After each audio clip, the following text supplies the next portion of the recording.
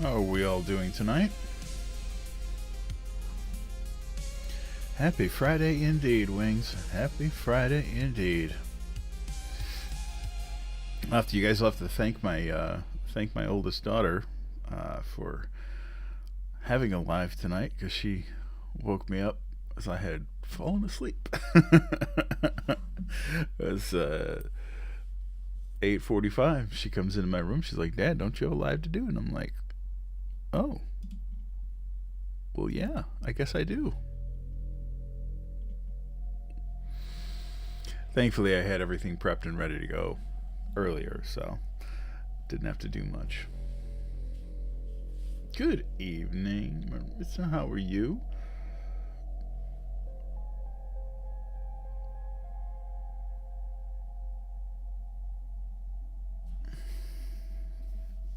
All it just means is my eyes are tired. I can't see straight. Oh boy. Well, it's going to be a fun night tonight. I've got two tales picked out. Both are science fiction stories from the 1950s that take place in a post apocalyptic world. Hey, Lynn, how are you?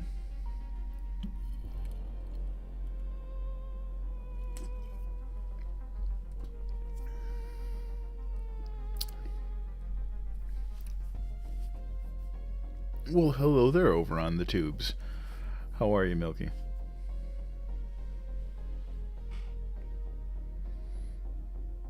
Hey, you made it. Yay!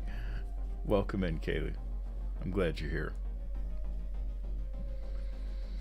I made it too. I was just telling everybody I took a nap and almost didn't get up in time.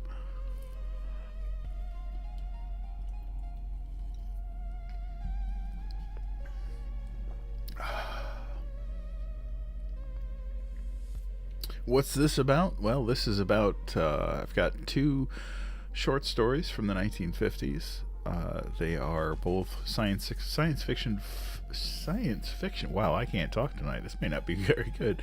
They're both science fiction stories by authors who many of you may not know, but I'll be introducing you tonight.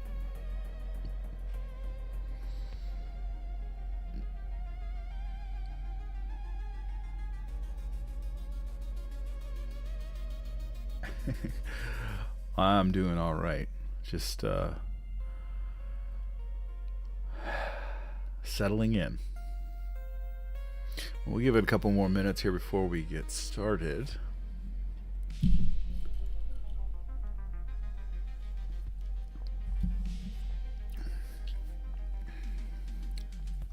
Oh, thank you for the heart me.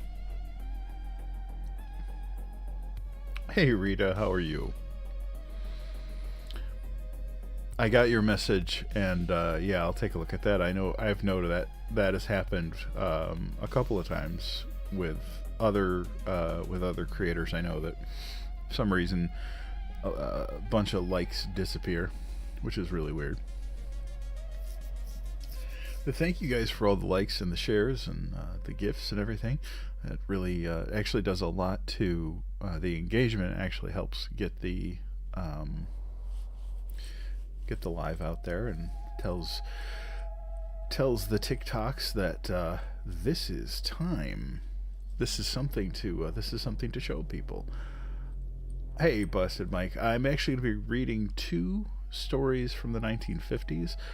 Both were driven by the Cold War and the fears surrounding that.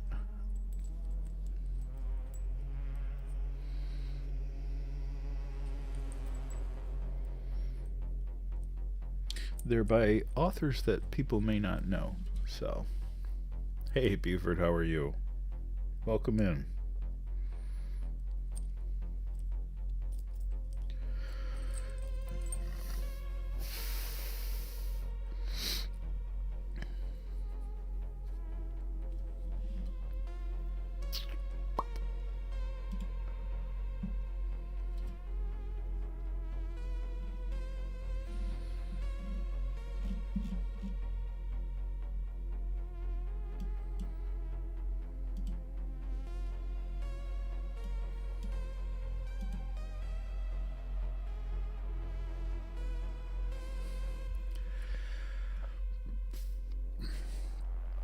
Well, anybody that's here, if you haven't followed Rita Reader yet, please do so. Got to get her up to 1,000 followers so she can start going live. You can go check out her page where she's beat me to the punch. She's already read The Wonderful Wizard of Oz, which I'm more than happy about. And it's a wonderful reading. 1952. You got me by a few years, dude. It's 1975.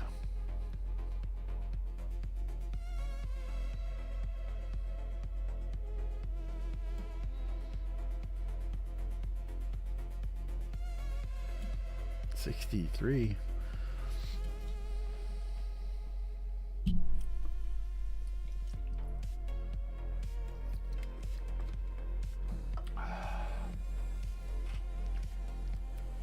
'54. Well, I am turning 51 in about 3 weeks.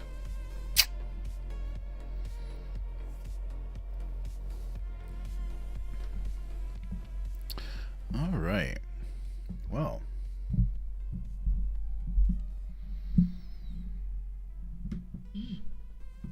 hey Jets, how are you? I'm doing all right.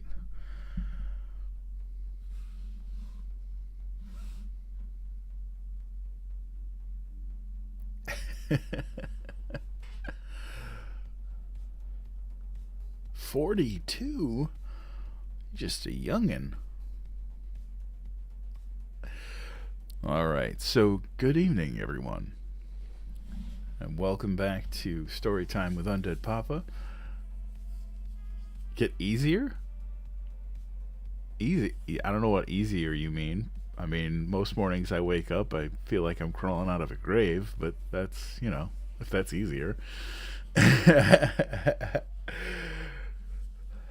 But, welcome back to Storytime with UndeadPapa. Tonight, we've got two tales driven by the Cold War in the 1950s and the scares that went along with that. They envision post-apocalyptic worlds after the worst has happened. So wherever you're listening from, sit back, relax, because story time is about to begin. Our first story tonight is Breakdown by Herbert Castle.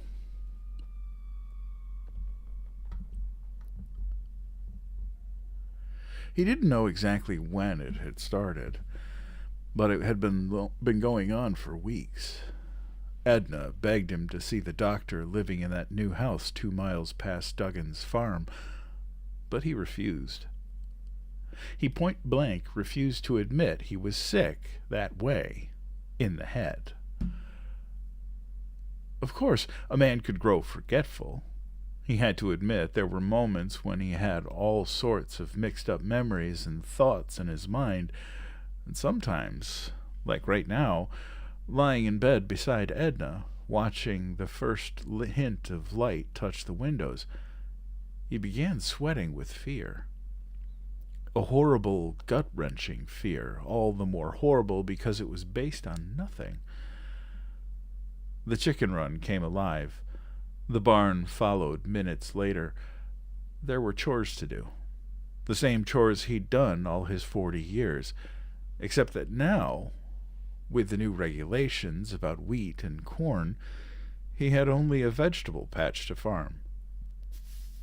Sure, he got paid for letting the fields remain empty, but it just didn't seem right. All that land going to waste. Davy, blonde hair and a round tanned face and strong arms growing stronger each day from helping out after school, he turned and shook Edna. "What happened to Davy?" She cleared her throat. Mumbled. "Huh? What happened to who?" "I said, what?" And then it slipped away. "Davy?" No, that was part of the dream he'd had last week. He and Edna had no children. He felt the same fear again and got up fast to escape it. Edna opened her eyes as soon as his weight left the bed. "Like hotcakes for breakfast?" "Eggs," he said. "Bacon." Then, seeing her face change, he remembered. "Of course," he muttered. "Can't have bacon. Rationed." She was fully awake now. "If you'd only go to see Dr. Hamming, Harry, just for a checkup, or let me call him so he could—" "You stop that. Stop that right now. And for good. I don't want to hear no more about doctors. I get laid up, I'll call one. And it won't be that Hamming who ain't never seen me in my life. It'll be Timkins, who took care of us when I brought our son into the world." She began to cry, and he realized he'd said something crazy again. They had no son. Never had a son. And Timkins, he'd died. They'd gone to his funeral, or so Edna had said. He himself just couldn't remember it. He went to the bed and sat down beside her. "Sorry. That was just a dream I had. I'm still half asleep this morning. Couldn't fall off last night. Not till real late. Guess I'm a little nervous, what with all the new regulations and not working regular. I never meant we had a son." He waited then, hoping she'd say that they had a son and he'd died or gone away. But of course she didn't. He went to the bathroom and washed. By the time he came to the kitchen, Edna had hotcakes on a plate and coffee in a cup. He sat down and ate. Partway through the meal, he paused. "Got an awful craving for meat," he said. "God damn those rations. Man can't even butcher his own stock for his own table." "We're having meat for lunch," she said placatingly. "Nice cut of Multi-Pro." "Multi-Pro," he scoffed. "God knows what's in it. Like Spam put through a grinder 100 times and then baked into slabs. Can't hardly taste any meat in there." "Well, we got no choice. Country's on emergency rations. The current crisis, you know." The way she said it irritated him. Like it was scripture. Like no one could question the word of it without being damned to hell. He finished quickly and without speaking went on out to the barn. He milked and curried and fed and cleaned and still was done inside of 2 hours. Then he walked slowly, head down, across the hay-strewn floor. He stopped, put out his hand as if to find a pole or a beam that was too familiar to require raising his eyes, and almost fell as he leaned in that direction. Regaining his balance after a sideward staggering shuffle, he looked around, startled. "Why, this ain't the way I had my barn." He heard his own voice and stopped. He fought the flash of senseless panic. Of course, this was the way he'd built his barn, because it was his barn. He rubbed his hard hands together and said aloud, "Get down to the patch. Them tomatoes need fertilizing for tang." He walked outside and took a deep breath. Air was different, wasn't it? Sweet and pure and clean, like country air always was and always would be, but still different, somehow. Maybe sharper. Or was sharper the word? Maybe. He went quickly across the yard, past the pig pen. He'd had 12 pigs, hadn't he? Now he had 4. Behind the house to where the half-acre truck farm lay greening in the sun, he got to work. Sometime later, Edna called to him, "Delivery last night, Harry. I took some. Pick up the rest." "Yes," he shouted. She disappeared. He walked slowly back to the house. As he came into the front yard, moving toward the road and the supply bin, something occurred to him. The car. He hadn't seen the old Chevy in how long? It'd be a nice day to take a ride to town, see a movie, maybe have a few beers. No, it was against the travel regulations. He couldn't go further than Walt and Gloria Shank's place. They couldn't go further than his. And the gas rationing. Besides, he'd sold the car, hadn't he? Because it was no use to him lying in the tractor shed. He whirled, staring out across the fields to his left. Why, the tractor shed had stood just 50 feet from the house. No, he'd torn it down. The tractor was in town, being overhauled and all. He was leaving it there until he had use for it. He went on toward the road, his head beginning to throb. Why should a man his age, hardly sick at all since he was a kid, suddenly start losing hold this way? Edna was worried. The Shanks had noticed it too. He was at the supply bin, like an old-fashioned wood bin, a box with a sloping flap lid. Deliveries of food and clothing and home medicines and other things were left there. You wrote down what you needed, and they left it, or whatever they allowed you, with a bill. You paid the bill by leaving money on the bin, and the next week you found a receipt and your new stuff and your new bill. And almost always you found some money from the government for not planting wheat or not planting corn. It came out just about even. He hauled out a sack of flour, half the amount of sugar Edna had ordered, some dried fruit, a new home kit medicine shelf. He carried it into the house and noticed a slip of paper pinned to the sugar bag, a television program guide. Edna hustled over it excitedly. "Anything good on this week, Harry?" He looked down the listings and frowned. "All old movies. Still only one channel. Still only from 9 to 11 at night." He gave it to her, turned away, then stopped and waited. He'd said the same thing last week, and she had said the films were all new to her. She said it now. "Why, Harry, I've never seen this movie with Clark Gable, nor the comedy with Red Skelton, nor the other 5 neither." "I'm going to lie down," he said flatly.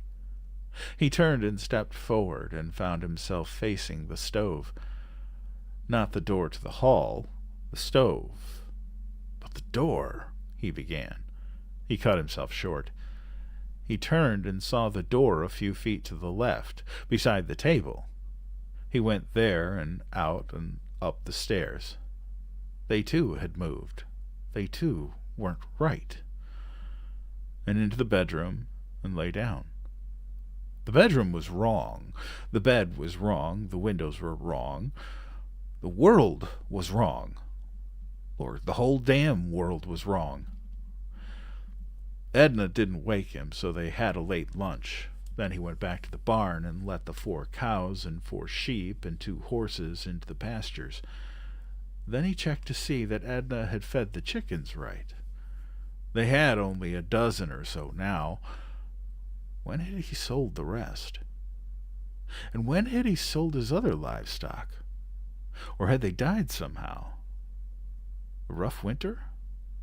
Disease? He stood in the yard, a tall, husky man with pale brown hair and a face that had once been long, lean, and strong, and was now only long and lean. He blinked gray eyes and tried hard to remember, then turned and went to the house. Edna was soaking dishes in the sink. According to regulations, 1 sinkful of dishwater a day, and 1 tub of bathwater twice a week. She was looking at him. He realized his anger and confusion must have been showing. He managed to smile. "You remember how much we got for our livestock, Edna?" Same as everyone else, she said. Government agents paid flat rates. He remembered then, or thought he did. The headache was back. He went upstairs and slept again. But this time he had dreams. Many of them. And all confused and all frightening. He was glad to get up. And he was glad to hear Walt and Gloria talking to Edna downstairs. He washed his face, combed his hair, and went down. Walt and Gloria were sitting on the sofa, Edna in the blue armchair. Walt was saying he'd gotten the new TV picture tube he'd ordered. Found it in the supply bin this morning. Spent the whole day installing it according to the book of directions. Harry said hi, and they all said hi, and he sat down, and they talked about TV and gardens and livestock. Then Harry said, "How's Penny?" "Fine," Gloria answered. "I'm starting her on the kindergarten book next week." "She's 5 already?" Harry asked. "Almost 6, Walt said. Emergency education regulations state that the child should be 5 years, 9 months old before embarking on the kindergarten book." "And Frances," Harry asked, "your oldest, she must be starting high—" He stopped, because they were all staring at him, and because he couldn't remember Frances clearly. Just a joke," he said, laughing and rising. "Let's eat. I'm starved." They ate in the kitchen. They talked, or rather Edna, Gloria, and Walt did. Harry nodded and said uh-huh, and used his mouth for chewing. Walt and Gloria went home at 10:15. They said goodbye at the door, and Harry walked away. He heard Gloria whispering something about Dr. Hamming. He was sitting in the living room when Edna came in. She was crying. "Harry, please see the doctor." He got up. "I'm going out. Might even sleep out." "But why, Harry, why?" He couldn't stand to see her crying. He went to her, kissed her wet cheek, spoke more softly. "It'll do me good, like when I was a kid." "If you say so, Harry." He left quickly, went outside and across the yard to the road. He looked up it and down it, to the north and to the south. It was a bright night with moon and stars, but he saw nothing, no one. The road was empty. It was always empty, except when Walt and Gloria walked over from their place a mile or so south. But once it hadn't been empty. Once there'd been cars, people. He had to do something. Just sitting and looking at the sky wouldn't help him. He had to go somewhere to see someone. He went to the barn and looked for his saddle. There was no saddle. But he'd had one hanging right behind the door. Or had he? He threw a blanket over Plum, the big mare, and tied it with a piece of wash line. He used another piece for a bridle, since he couldn't find that either, and didn't bother making a bit. He mounted, and Plum moved out of the barn and onto the road. He headed north toward town. Then he realized he couldn't go along the road this way. He'd be reported. Breaking travel regulations was a serious offense.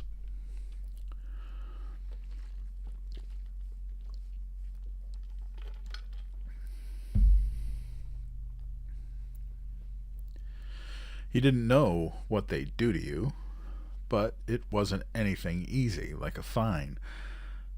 He cut into an unfenced, unplanted field. His headache was back, worse now than it had ever been. His entire head throbbed, and he leaned forward and put his cheek against Plum's mane. The mare whinnied uneasily, but he kicked her sides, and she moved forward.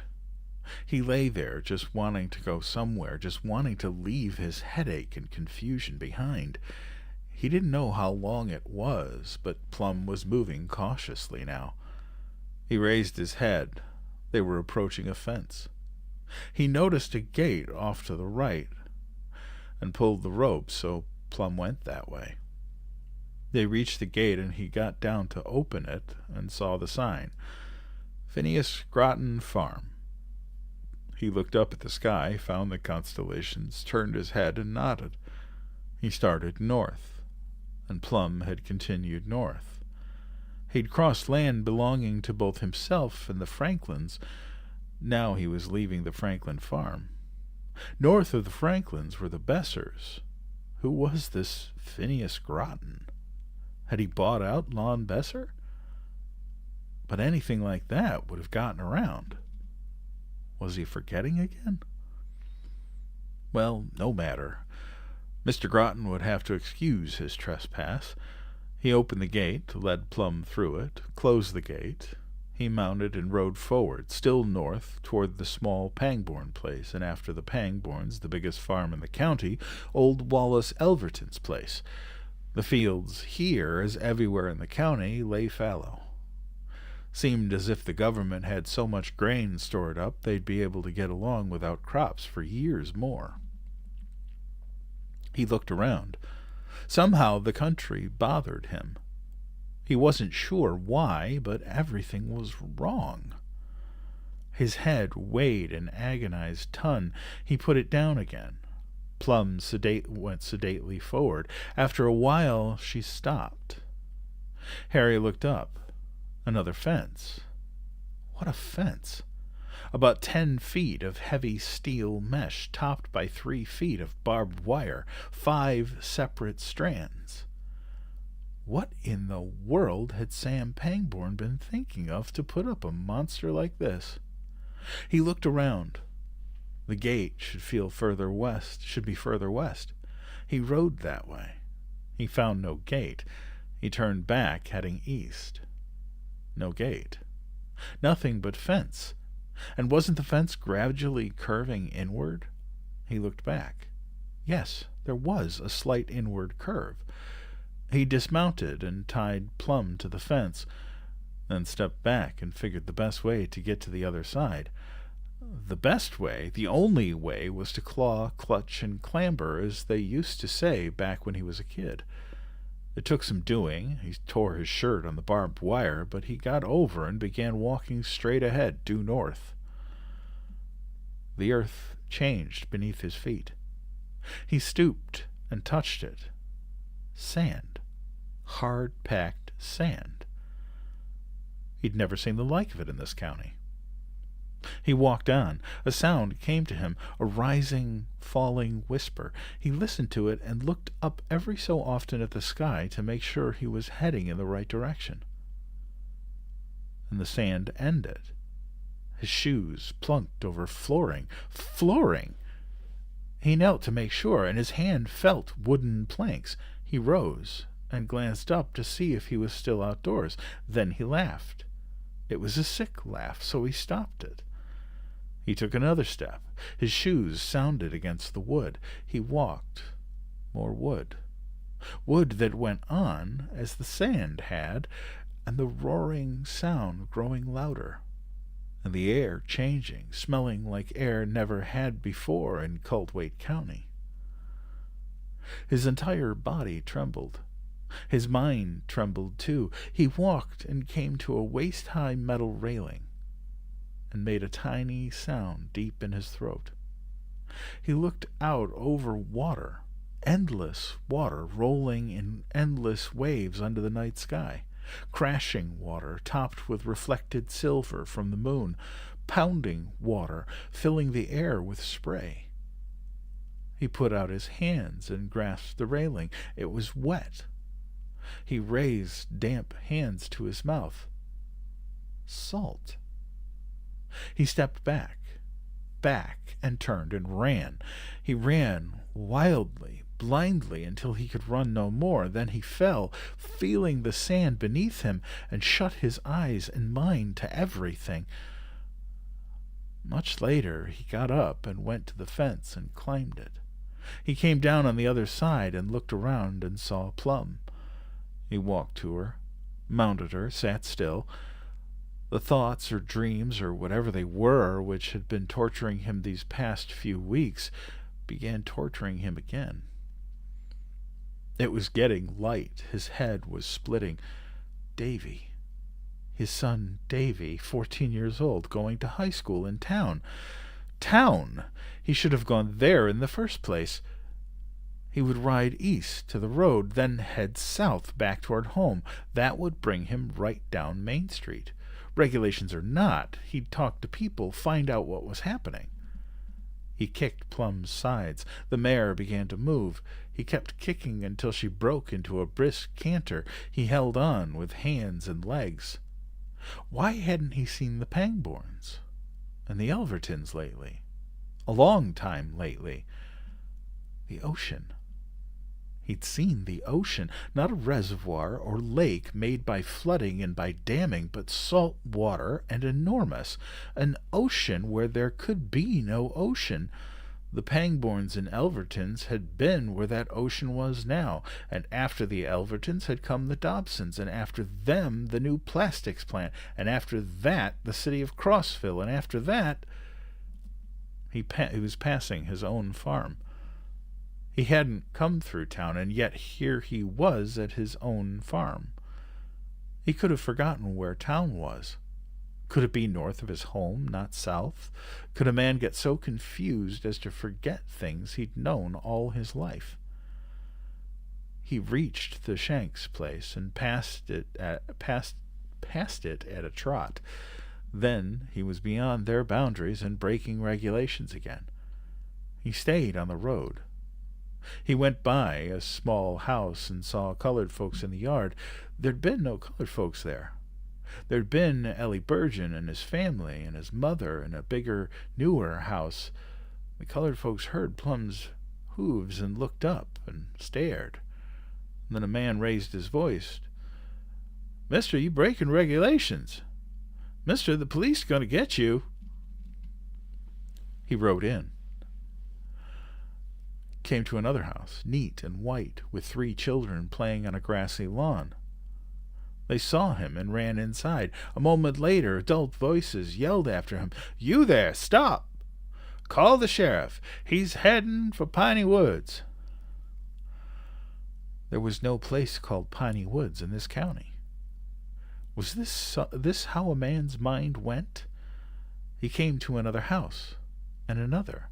He passed 10 all told, and people shouted at him for breaking regulations, and the last 3 or 4 sounded like Easterners, and their houses looked like pictures of New England he'd seen in magazines.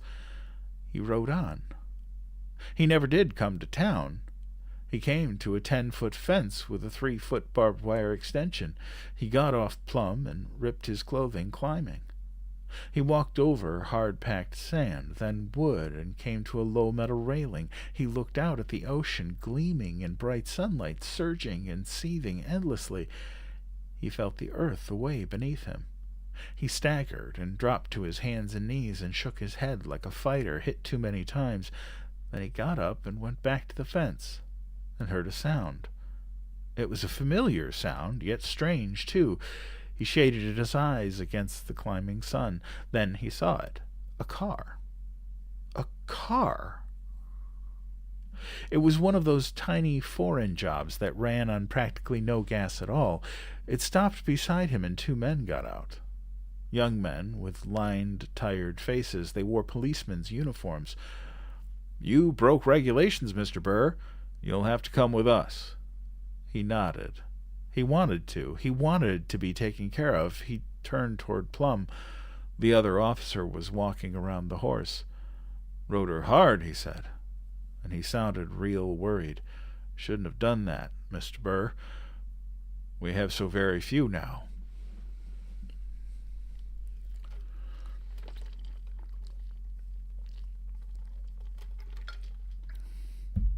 The officer holding Harry's arm said, "Pete?" The officer examining Plum said, "Won't make any difference in a while." Harry looked at both of them and felt sharp, personal fear. "Take the horse back to his farm," the officer holding Harry said. He opened the door of the little car and pushed Harry inside. He went around to the driver's side and got behind the wheel and drove away. Harry looked back. Pete was leading Plum after them. Not riding him, walking him. He sure must like horses. Yes. Am I going to jail? No. Where then? The doctor's place. They stopped in front of the new house 2 miles past Duggan's farm, except he'd never seen it before. Or had he? Everyone seemed to know about it, or everyone, only Edna and the Shanks. He got out of the car. The officer took his arm and led him up the path. Harry noticed that the new house was big. When they came inside, he knew it wasn't like any house he'd ever seen or heard of. There was this long central passageway, and dozens of doors branched off it on both sides, and stairways went down from it in at least 3 places that he could see. And at the far end, a good 200 yards away, a big ramp led upward, and it was all gray plaster walls and dull black floors and cold white lighting, like a hospital or a modern factory or maybe a government building, except that he didn't see or hear people. He did hear something, low, rumbling noise. The further they came along the hall, the louder the rumbling grew. It seemed to be deep down somewhere. They went through one of the doors on the right into a windowless room. A thin little man with bald head and frameless glasses was there, putting on a white coat. His veiny hands shook. He looked 100 years old. "Where's Petey?" he asked. "Pete's all right, Dad. Just leading a horse back to Burr's farm." The old man sighed. "I didn't know what form it would take. I expected 1 or 2 cases, but I couldn't predict whether it would be gradual or sudden, whether it would not it would lead to violence." "No violence, Dad."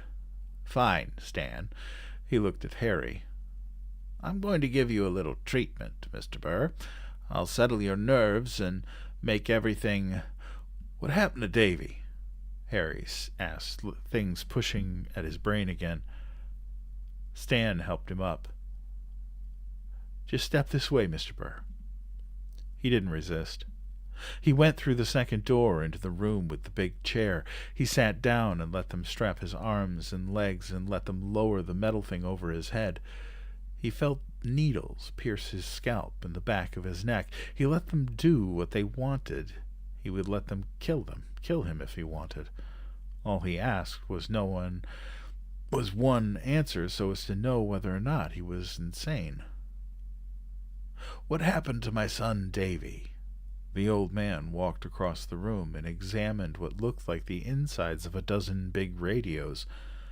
He turned, his hand on a switch. "Please," Harry whispered, "just tell me about my son." The doctor blinked behind his glasses. Then his hand left the switch. "Dead," he said, his voice a rustling of dried leaves, "like so many millions of others. Dead when the bombs fell. Dead as everyone knew they would be, and no one did anything to prevent. Dead, perhaps the whole world is dead, except for us." Harry stared at him. "I can't take the time to explain it all. I have too much to do. Just 3 of us, myself and my 2 sons. My wife lost her mind. I should have helped her as I'm helping you now." I don't understand," Harry said. "I remember people and things and where they are now. Dead? People can die, but farms, cities—" "Haven't the time," the doctor repeated, voice raising. "I have to run a world. 3 of us to run a world. I built it as best I could. But how large could I make it? The money, 3 years, the years and years of work, the people calling me insane when they found out, but a few giving me more money, and the work going on. And those few caught like everyone else, unprepared when the Holocaust started, unprepared and unable to reach my world. So they died, as I knew they would, as they should have known they would." Harry felt the rumbling beneath him, engines? You survived, the doctor said. Your wife, a few hundred others in the rural areas, one other family in your area. I survived because I lived for survival like a mole deep in the earth, expecting the catastrophe every minute. I survived because I gave up living to survive. He laughed, high and thin. His son said, "Please, Dad." "No, I want to talk to someone sane. You and Petey and I, we're all insane, you know. 3 years now, playing God, waiting for some land, any land, to become habitable, and knowing everything, and surrounded by people who are sane only because I made sure they would know nothing." He stepped forward, glaring at Harry. "Now do you understand?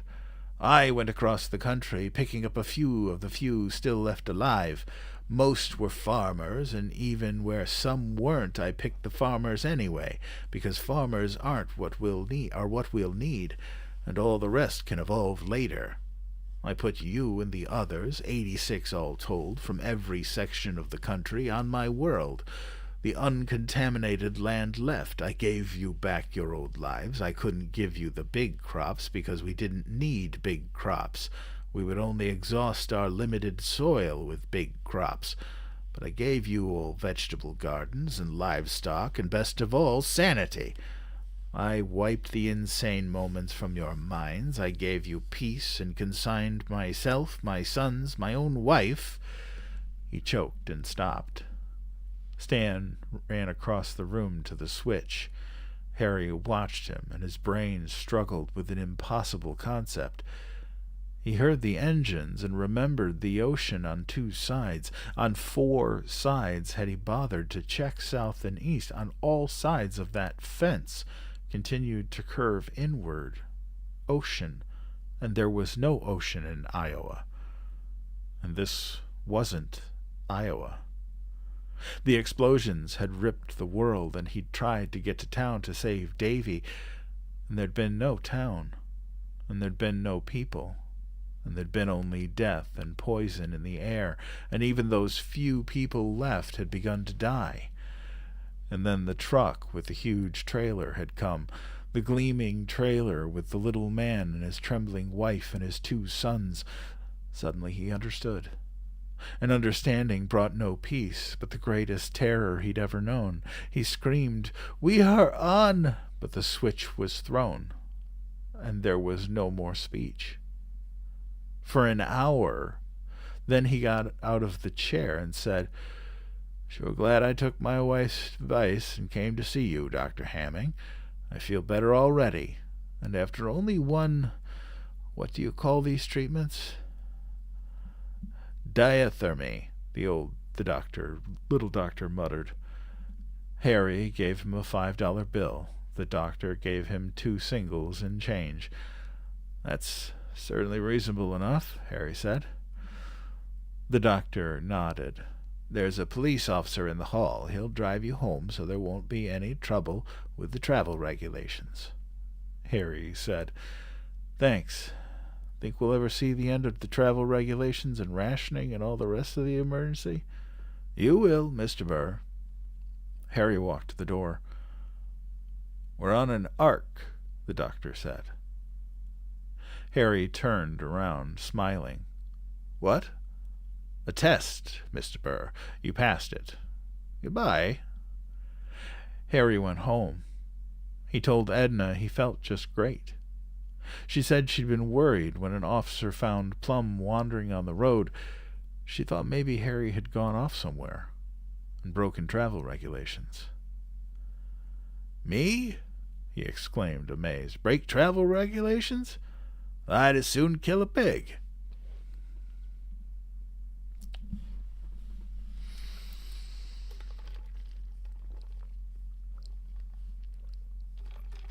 Well, that was an interesting one. Sort of like the idea that he's in a sort of simulation, having to survive after a nuclear war. That was pretty neat. So,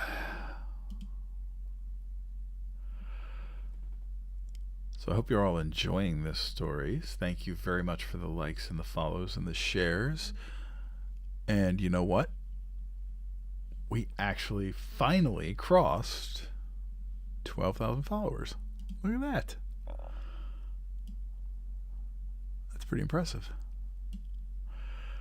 It's funny because TikTok had the it has its where like for the last week it said 12K, but it's them rounding up. So I'm like, I was waiting for this moment instead of that. So I was very much just you know, Eddie, The Exorcist. I don't know. That would take a couple of nights to do. It's also that one might get me actually kicked off because of some of the content to it. It's definitely a it's it's definitely a not safe for work style book. There's a lot of content in there that's rough. Great book. I love the book. The book is fantastic. Actually, if you ever have a chance to listen to the audiobook, the author, William Peter Blatty, actually narrates the audiobook, and he's excellent at it. Yeah, but it is definitely a great book. It's definitely a great book. Another one that would be interesting to do, and actually might be would be easier to do, is Robert Bloch's Psycho.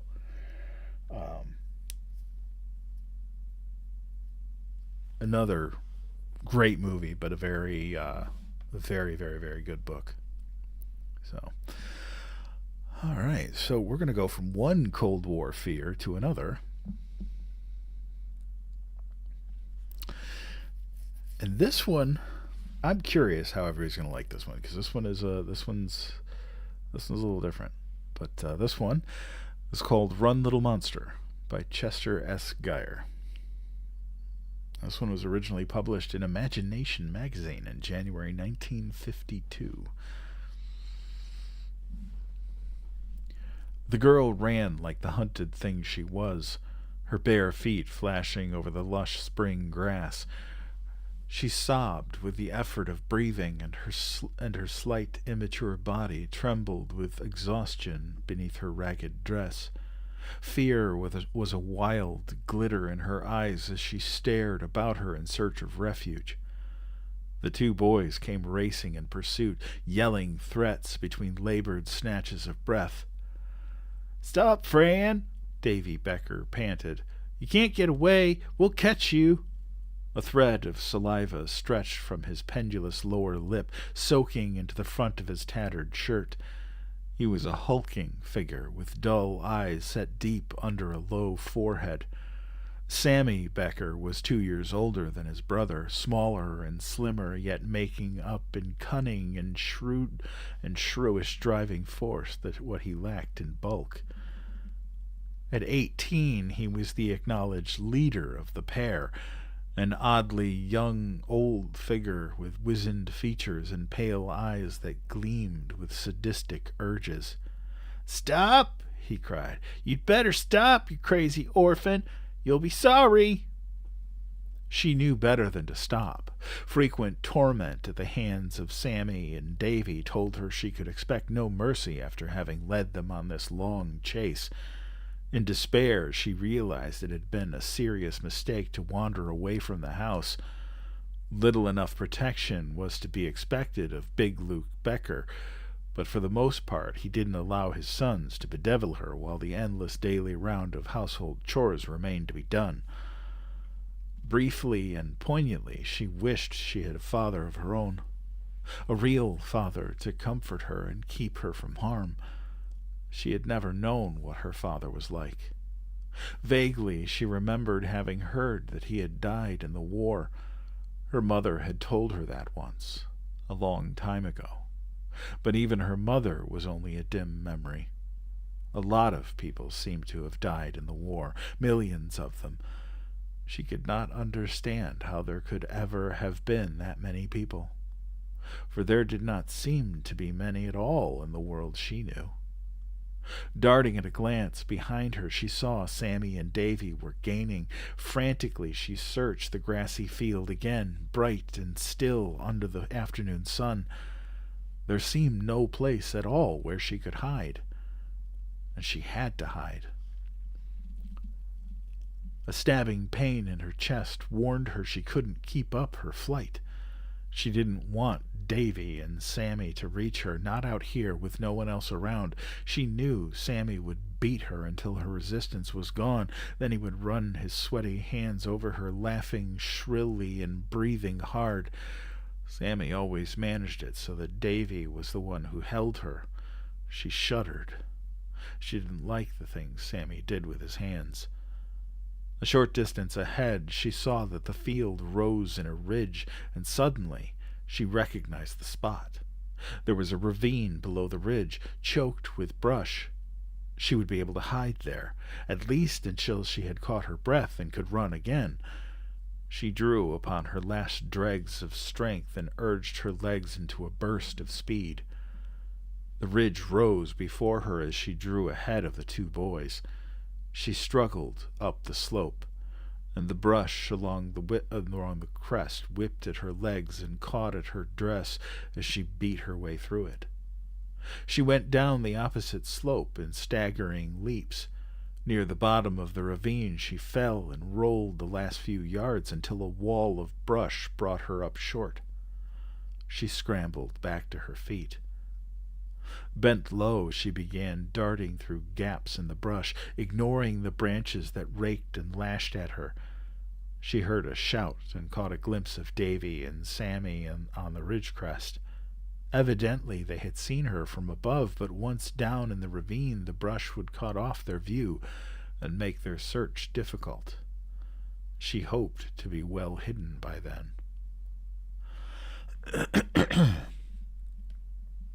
Threshing, crackling sounds rose behind her as the boys scrambled down into the ravine.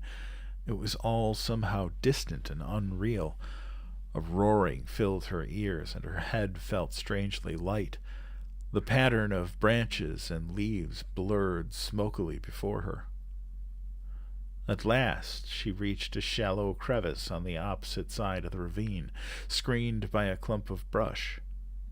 It was hardly large enough to squeeze her body into, but it was the best hiding place she could find in what little time remained. She pressed tightly into the crevice, trembling, her eyes shut. Davy and Sammy mustn't find her. She repeated the thought over and over, straining with a frantic intensity, as if she could avoid being discovered by force of will alone.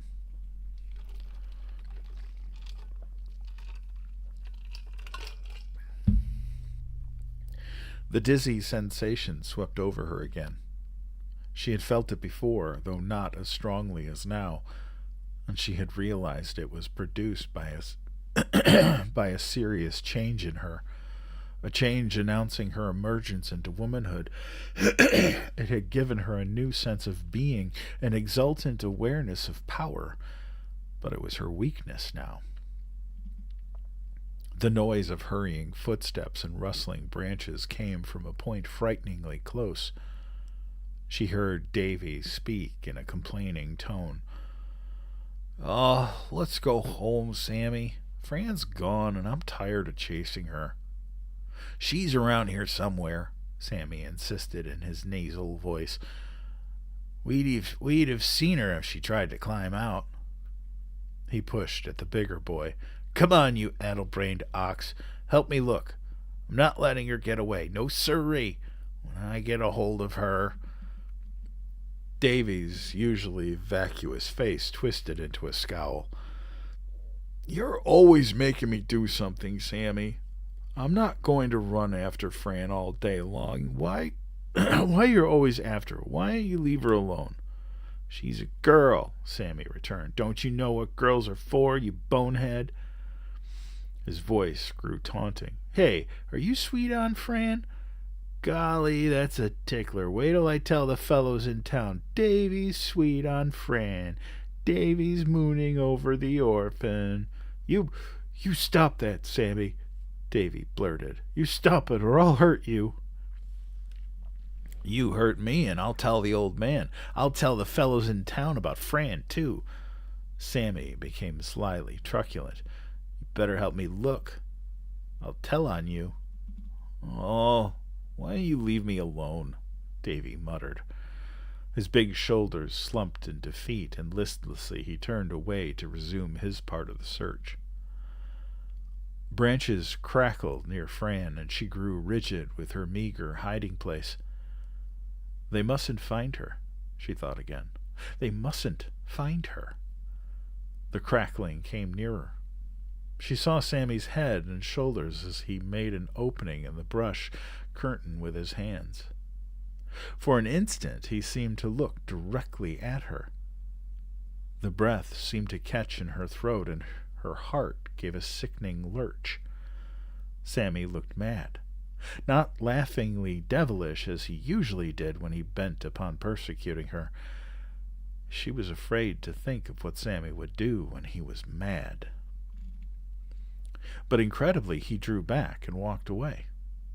It seemed a miracle to her that she had escaped being seen. Her dress was of a nondescript shade, but her hair and the pale gleam of her skin should have given her away. A little wonderingly she glanced at one of the slender arms that were pressed tightly against her sides. She stared, puzzled. The color of the skin was a dull brownish gray, blending almost indistinguishably with the hue of the rock that had touched it. A trick of the light, she thought. It had to be that, for it had tricked Sammy. The voices and sounds made by the two boys grew fainter, dying away with distance. She peered cautiously from her place of concealment. Sammy and Davy had walked out of sight down the far end of the ravine. She waited until certain that Sammy had not set a trap of some sort, then slid out of the crevice and hurried toward the ravine's opposite end. Her legs ached protestingly, but she forced herself to run. She realized that she had been away from the house much too long. Big Luke would be angry, and his anger manifested itself in heavy blows of his big, bony hands.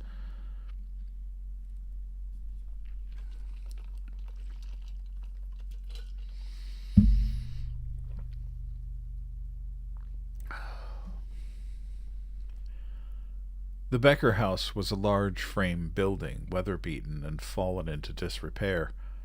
Fran hated the sight of it, but it was the only home she could recall having had. Once, during a summer evening in town, Fran had heard a group of men talking about Luke Becker. She had kept in the shadows at the side of the general store. They hadn't seen her. The Becker house, it seemed, had once been owned by a prosperous farmer, a lonely widower whose sons had died in the war. Big Luke, a refugee from the city after the first atom bomb raids, had taken shelter at the house with his two small sons. Fran's mother had taken shelter there also, and stayed on. There had been no place else to go. None of the refugees ever went back to the city, or to any of the other cities that had been bombed. There was a sort of light in the cities, a light you couldn't see. It burned you, and you died. The light had filled the ruined cities for a long time, and would continue to fill them for a long time to come. The men who were left after the bombing raids, lived in small towns now and on farms. Farming was one of the few ways to make a living that were left. The farmer who had taken Big Luke in had died. An accident, the man on the porch of the general store had said in his carefully low-pitched voice, and he had laughed without humor. One of the farmer's machines had killed him, and Big Luke had stayed on at the farm. It had been an unsettled time. Men were law unto themselves, and Big Luke, with his powerful body, had gone unchallenged. There was a hint of something evil in the story Fran had heard, suggested to her by the soft, meaningful tone of the man on the porch of the general store. She wasn't quite certain what it was, but she knew Big Luke was capable of anything sinister and cruel, and Sammy was very much like his father. Davy, well, Davy was not quite right in the head. She guessed Davy would be friendly enough in his own way if Sammy didn't keep leading him on.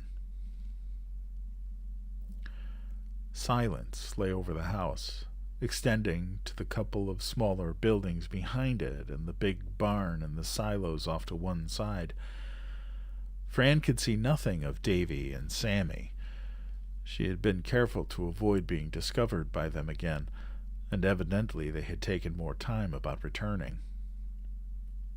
She slipped into the kitchen. Big Luke was not there, but after a moment she heard the creak of springs in the parlor, followed by shuffling footsteps.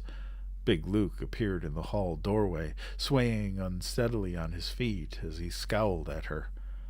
A sickly reek familiar to Fran announced that he had been drinking again. He always seemed to be drinking. Big Luke had once been a heavy-fleshed man, but constant drunkenness had left him gaunt and shrunken. Dark hollows lay under his cheekbones, and loose skin sagged around his mouth. He looked at Fran with bloodshot eyes, his dark, unkempt hair streaked with gray and the sallowness of his face emphasized by a heavy growth of beard. "You," he said, his voice rasping. "Where you been, girl? Why weren't you tending to your chores?" I was outside," Fran said. She moved slowly to put the kitchen table between the man and herself. "Outside, eh?"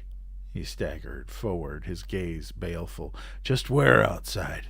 I've been yelling my head off for you. Where's Sammy and Davy?" "They chased me," Fran flared. "I walked a piece, and then they started chasing me. They're always chasing me." "I bet you like 'em to chase you," Luke growled. "Don't try to fool me, you little snip. Don't try to tell me you ain't been practicing your woman's tricks on my boys." Fran felt a hotness leap onto her face. "I never do anything to them," she protested. "I hate them, Sammy especially. Why don't you tell him to leave me alone?" "Uppity, just like your ma was, you little—" Big Luke abruptly leaned across the table, and his calloused palm shot out, making a sharp clap of sound as it struck Fran's cheek. She felt her head jerk around from the force of the blow. The side of her face felt numb and large. "Don't get sassy with me, girl," Big Luke snarled. "And next time you go running off when there's work to be done, I'm going to fix you good and proper. You're big enough to take a whip to. I'll have the skin off you, by God." He glared at her a moment longer, then turned and staggered back toward the parlor. Fran rubbed at her cheek, tears brimming in her eyes. She had a sense of rebellion and hopelessness. She had often thought of running away, but no one in town would risk Luke Becker's wrath by taking her in.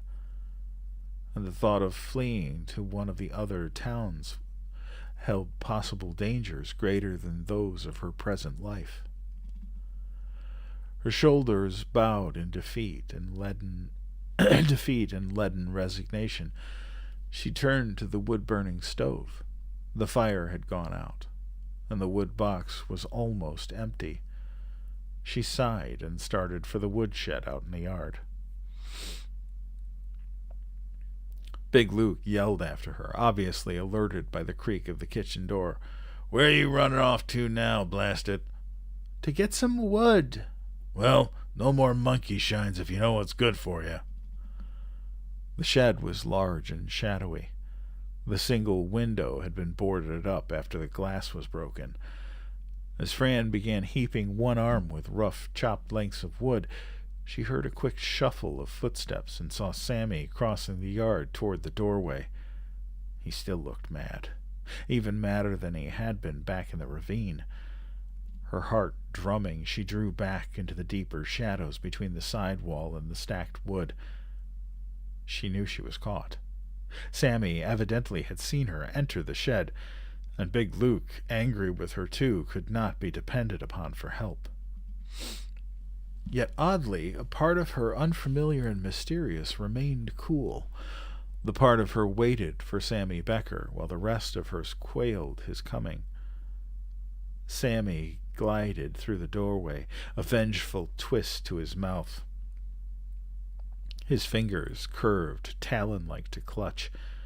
He stood for a moment, blinking his pale eyes after the brightness of the yard. Then the rigidness went out of his fingers. His two wise features wrinkled puzzledly. "Hiding again, huh?" he half whispered, as though to reassure himself. "Well, I'll get you this time. I'll fix you good." He started forward, his hands outstretched. Fran watched him, a bewilderment growing in her. The shed was not too dark. It seemed incredible that Sammy could not see her crouching in the shadows at the end of the wood stack. But he groped at air with his hands, his movements always hesitant and uncertain. It was inevitable that he should sooner or later stumble across Fran. She was ready. The piece of wood felt solid in her hand. She struck at Sammy's head, and he stiffened startledly at the very first movement, as though it had flashed out of nothingness itself, then lurched with a yelp against the wood stack. A small avalanche rained down on him, and Fran darted past and ran toward the house. Davy was on the back porch with a dipper of water raised to his mouth. He stared at her with wide and somehow shocked eyes and remained frozen until she had entered the kitchen. She realized that she had, despite everything, managed to keep a grip on the load of wood. She emptied it into the box at the side of the stove, and in doing so noticed a strangeness about the color of her arms. She peered at them, feeling as shocked and staring as Davy had looked. Her mind went back to the ravine and remembered Sammy not seeing her even while she looked directly into her hiding place. And he hadn't seen her in the shed. Why?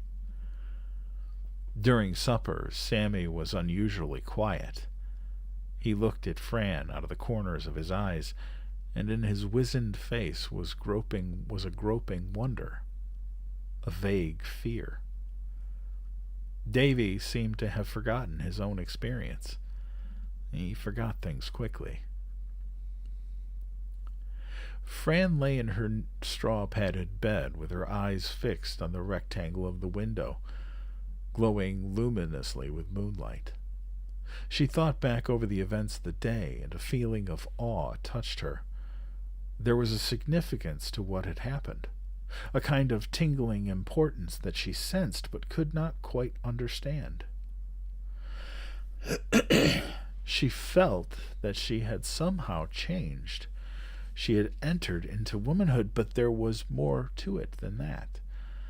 She felt stronger, more assured. Her very awareness seemed to have sharpened, to be reaching out and bringing her new impressions she could not identify. She closed her eyes and sent her flowering perceptions out and away. For a moment she seemed to float in nothingness, disembodied, spreading, and then she had the sensation of touching something. She drew back, startled, yet fascinated and curious, like a child discovering some new wonder. A voice spoke to her, bell-like and ringingly clear, a voice which in some incredible way she heard with her mind. "Why, hello. Who is this?" My name is Fran." "Oh, I understand. This is the first time for you, isn't it?" "Yes," she said. "I mean, whatever this is, It never happened before." In some odd way, the voice seemed to smile. "Don't let it frighten you, Fran. You'll get used to your new ability." "But what does it mean? And who are you? Where are you?" "You can call me Tom.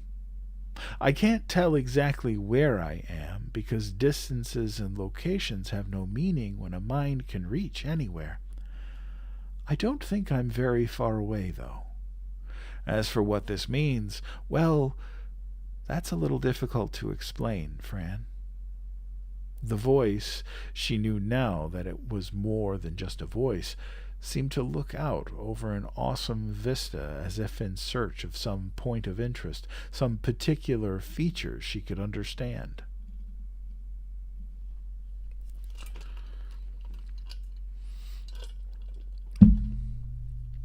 "You know about the war, Fran, and what happened to the big cities?" "Yes, I've heard about it." "Well, the war was fought with a new type of atom bomb, Fran. It was designed to keep people out of cities because cities were centers of resistance. The bombs contaminated the cities with a deadly radiation that's still there. People had to leave, but many of them were affected by the radiation and gave birth to children that were different. Some were monsters, Fran, and some, well, they didn't look changed, but they were, in strange and wonderful ways. It all depended on the intensity of the radiations that produced them, you see?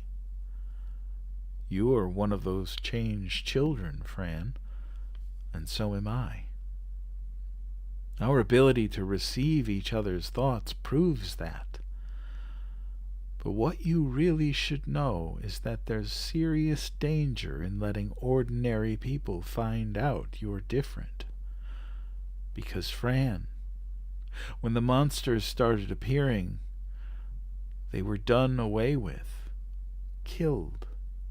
People were afraid of them, and they're more afraid now than ever." The voice she had come to identify as Tom seemed saddened. "You see, Fran, the war was the product of a machine age, but men have gone back to the soil. They had to. There aren't many machines left anymore, and there's no way to build them or keep them going, so they've been wearing out, breaking down.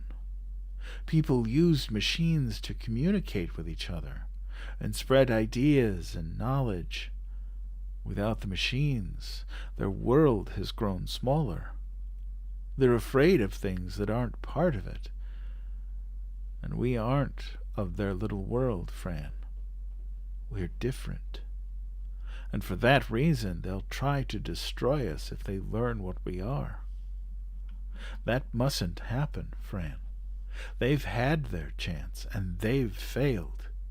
We have a right to ours, but it's a right we must fight for. We must stay hidden and keep from being found out until we're ready. So be careful, Fran.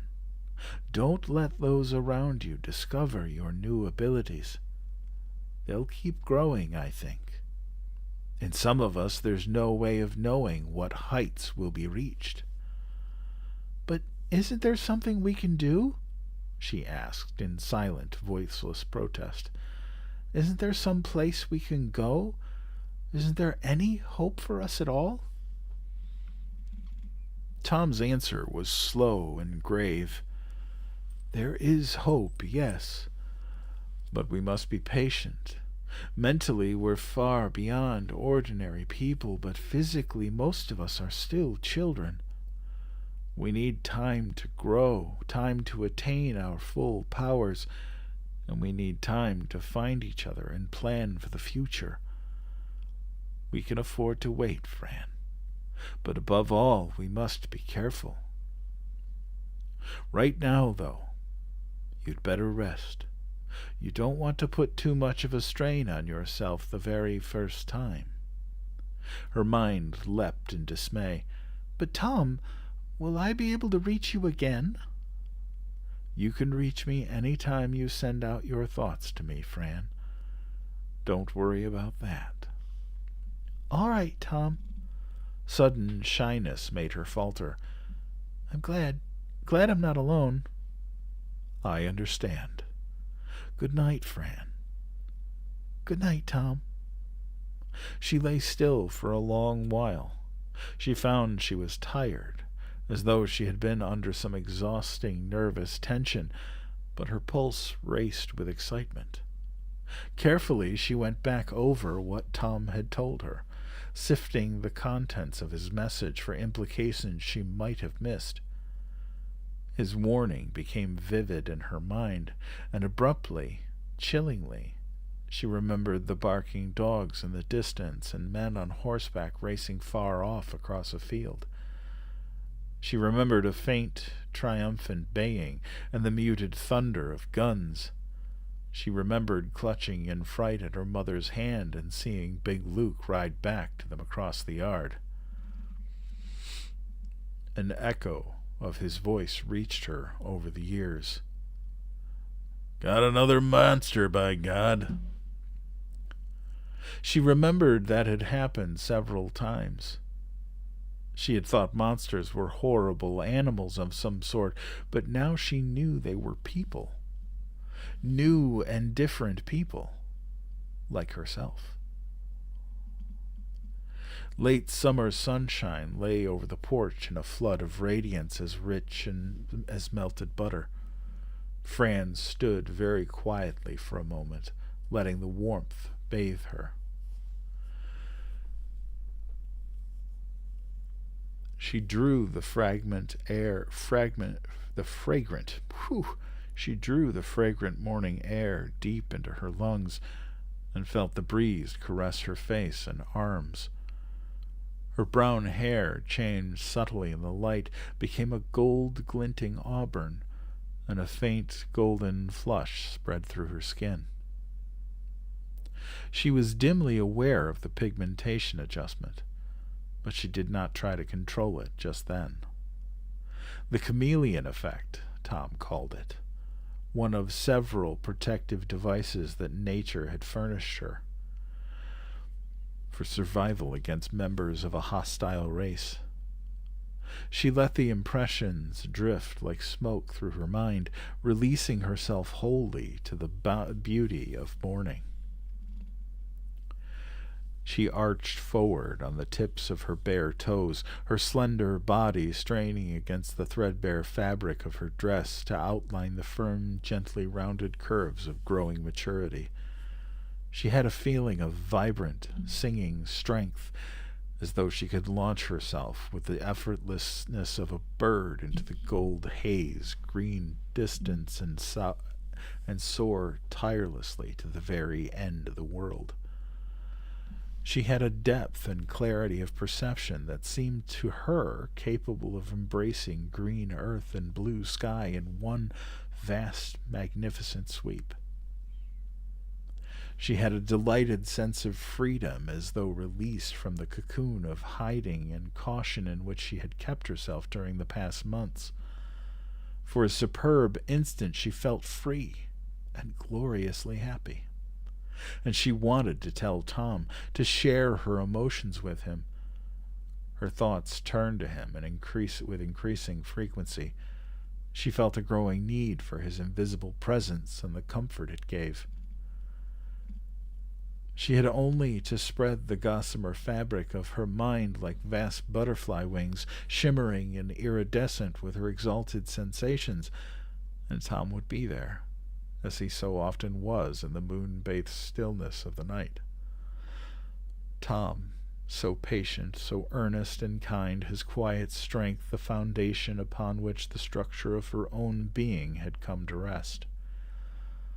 But she did not reach out to him. She slumped, and the surging loveliness in her faded. Her small face turned wistful. Tom would be there, but reserved as always, somehow withdrawn from her. It was as though he kept a barrier between them, a sort of immaterial wall that made the intimacy of their mental contact an almost purely one-sided thing.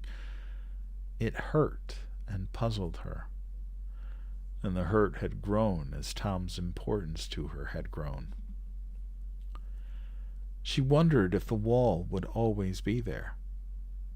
Didn't Tom sense her disappointment and the reluctance of her own restraint? Her eyes caught a flicker of movement across the yard, and she looked up to see Sammy and Davy walking toward her from the direction of the barn. She retreated back to her shell of caution. Sammy had bothered her very little of late. He seemed to sense the change in her, to be aware of a greater strength and resistance. She had often noticed him watching her with a kind of wondering calculation, and it was almost entirely for his benefit that she maintained her secrecy and watchfulness.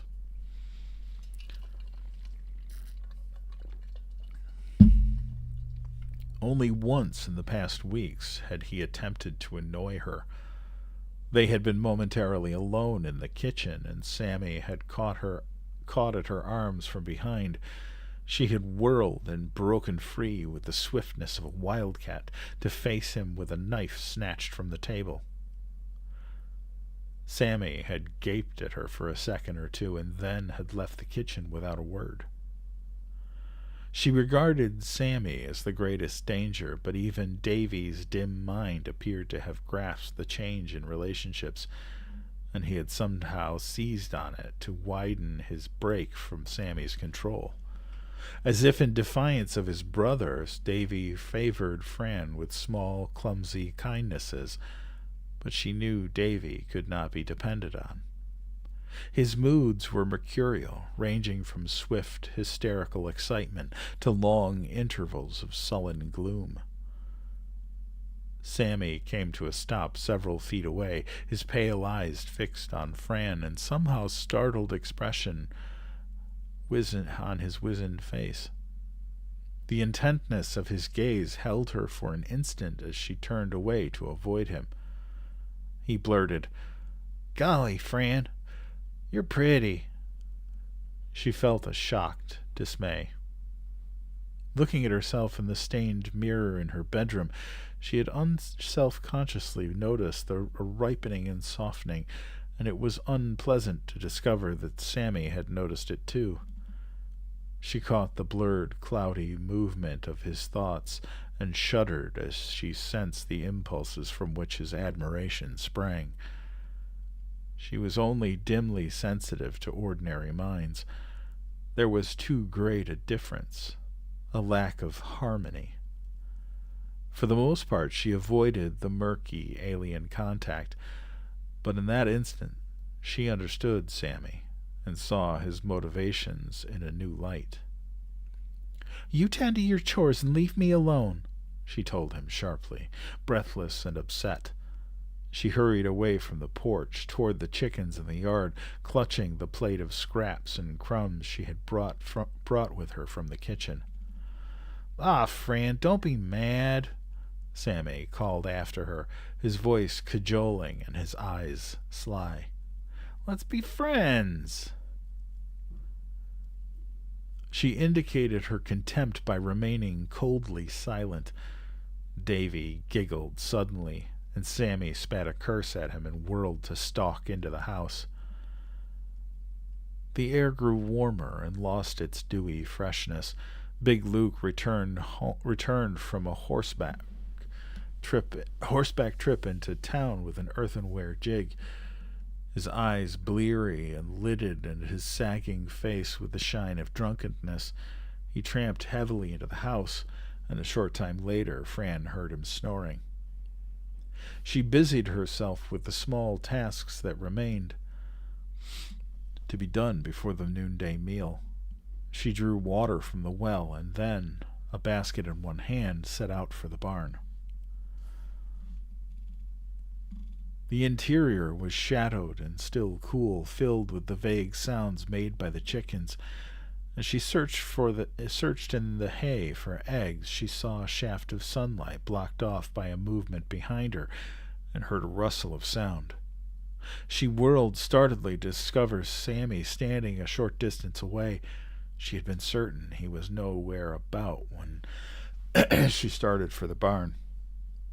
He made a placating gesture. "I wish you'd stop being mad at me, Fran. I don't want you to be mad at me no more." His breathing fast. You're nice, Fran. You're pretty. So pretty." She drew back, alarm, a sudden frantic drumming in her. "Keep away from me," she spat. "Keep away from me with your lies and nasty tricks." "Oh, Fran." He was sliding closer. "Keep away, Sammy. Don't you touch me." She moved backward over a deep, uneven carpet of hay. He followed her for a few steps, his pale eyes glittering at her and his hands splayed and tense. And then he lunged. He caught at her shoulder as she darted aside. She heard the wash-worn fabric of her dress rip and felt Sammy's arms circle her throat. Then his full weight thrust against her, and she was borne down into the hay. For a nightmare instant, Sammy's breath panted against her cheek, and then, like a wild thing, she heaved, twisted, scratched.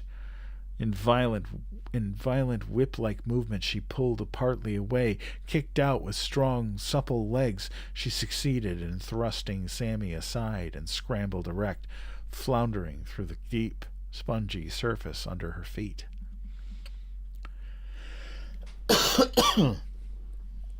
Whew.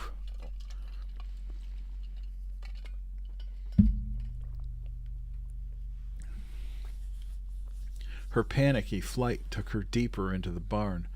Abruptly, one foot plunged through a gap in the hay, and she fell. Before she could rise again, Sammy had reached her and was pressing her back with a savage eagerness. She knew anger then. Hatred and disgust swept her in a wave of scalding fury, drowning all caution, all thought of hiding. The virulence in her leapt out in a blast of mental force. Sammy shrilled with pain and convulsively jerked back, and for a stunned instant he stared at her, his pale eyes bulging and his mouth loose with almost mindless fright. A glow radiated from her. It shone from her eyes, her skin, her hair. It lay over her like a supernal cloak. She was suddenly something more than a girl, something more than human. Sammy drew away from her in superstitious dread, trembling, his mouth working futilely. "Monster!" he gasped. You're a monster! A monster!" Staggering drunkenly with panic, he ran from the barn. Fran surged erect, starkly and coldly aware of a new and greater danger. She listened for a moment to Sammy's hoarse cries and knew only one course lay open to her. She would have to flee. In what little time remained, she would have to put as much distance between the Beckers and herself as possible.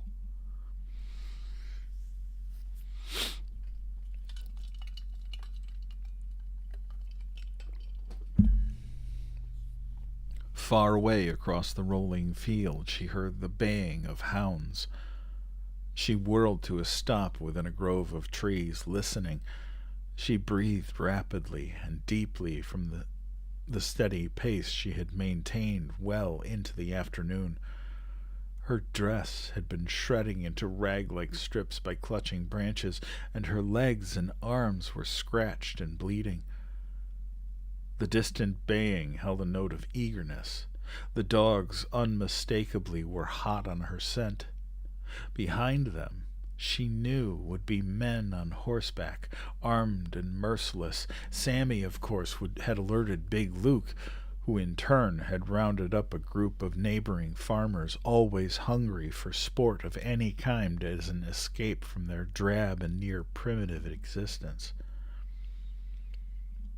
She knew her lead was swiftly being cut down.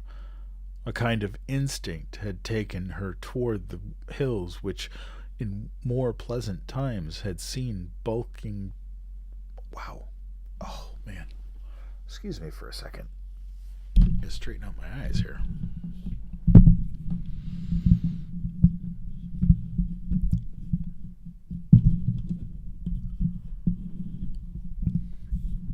Oh, sorry about that. She knew her lead was swiftly being cut down. A kind of instinct had taken her toward the hills, which in more pleasant times she had seen bulking darkly against the horizon and had watched with the yearning to know what lay beyond. Once they had promised adventure. Now they offered refuge. In the hills she hoped to find rough ground that would make the use of horses impossible and hinder the progress of men and dogs. Her pulses raced with the awareness of dwindling time and distance, but she delayed a moment longer. Again, as she had done twice before, she sent her mind reaching out in an urgent, pleading call. "Tom, Tom, can't you hear me? Where are you, Tom? Why don't you answer?" As never before, she needed the comfort of his presence, needed his help. But he wasn't there. He was gone, gone as though he had never been.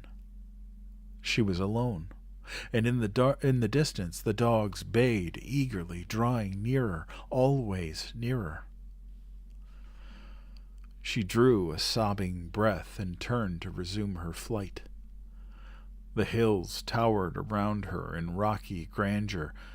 She stood on a narrow ledge and looked down a long broken slope toward a fringe of trees. Shapes were moving there, the shapes of dogs and mounted men. Horses were useless now, but their riders would be fresh, and their guns would bring her within easy reach. She glanced despairingly at the setting sun, aware that darkness was her only hope.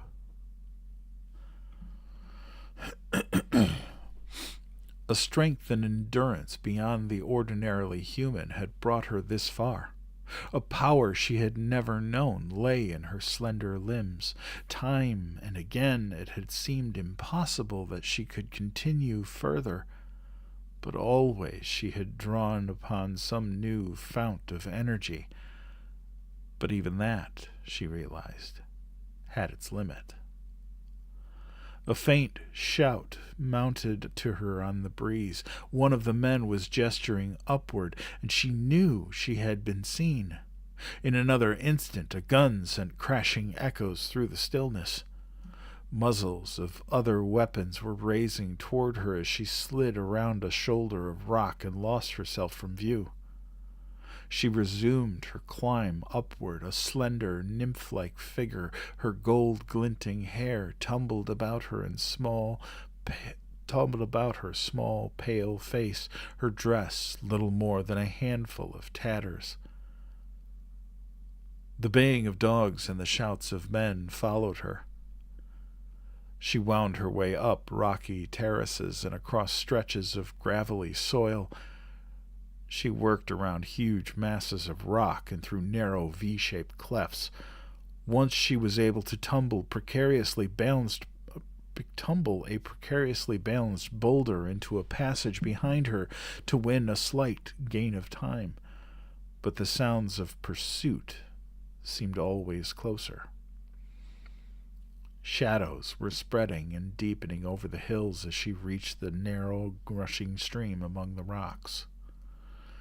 She dropped carefully to drink, and the deliciously cold water seemed to flood her with new strength. A little more time, she thought pleadingly. Just a little more time. Soon it would be dark, and then... The touch of the water against her face brought a flash of inspiration. If she were to walk through the stream, she might succeed in throwing the dogs off the scent.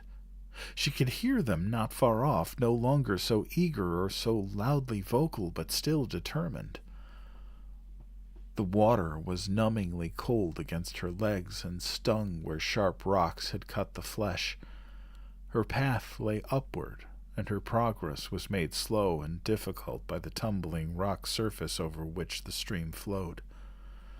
But a current of triumph quickened her. Ahead lay darkness and escape.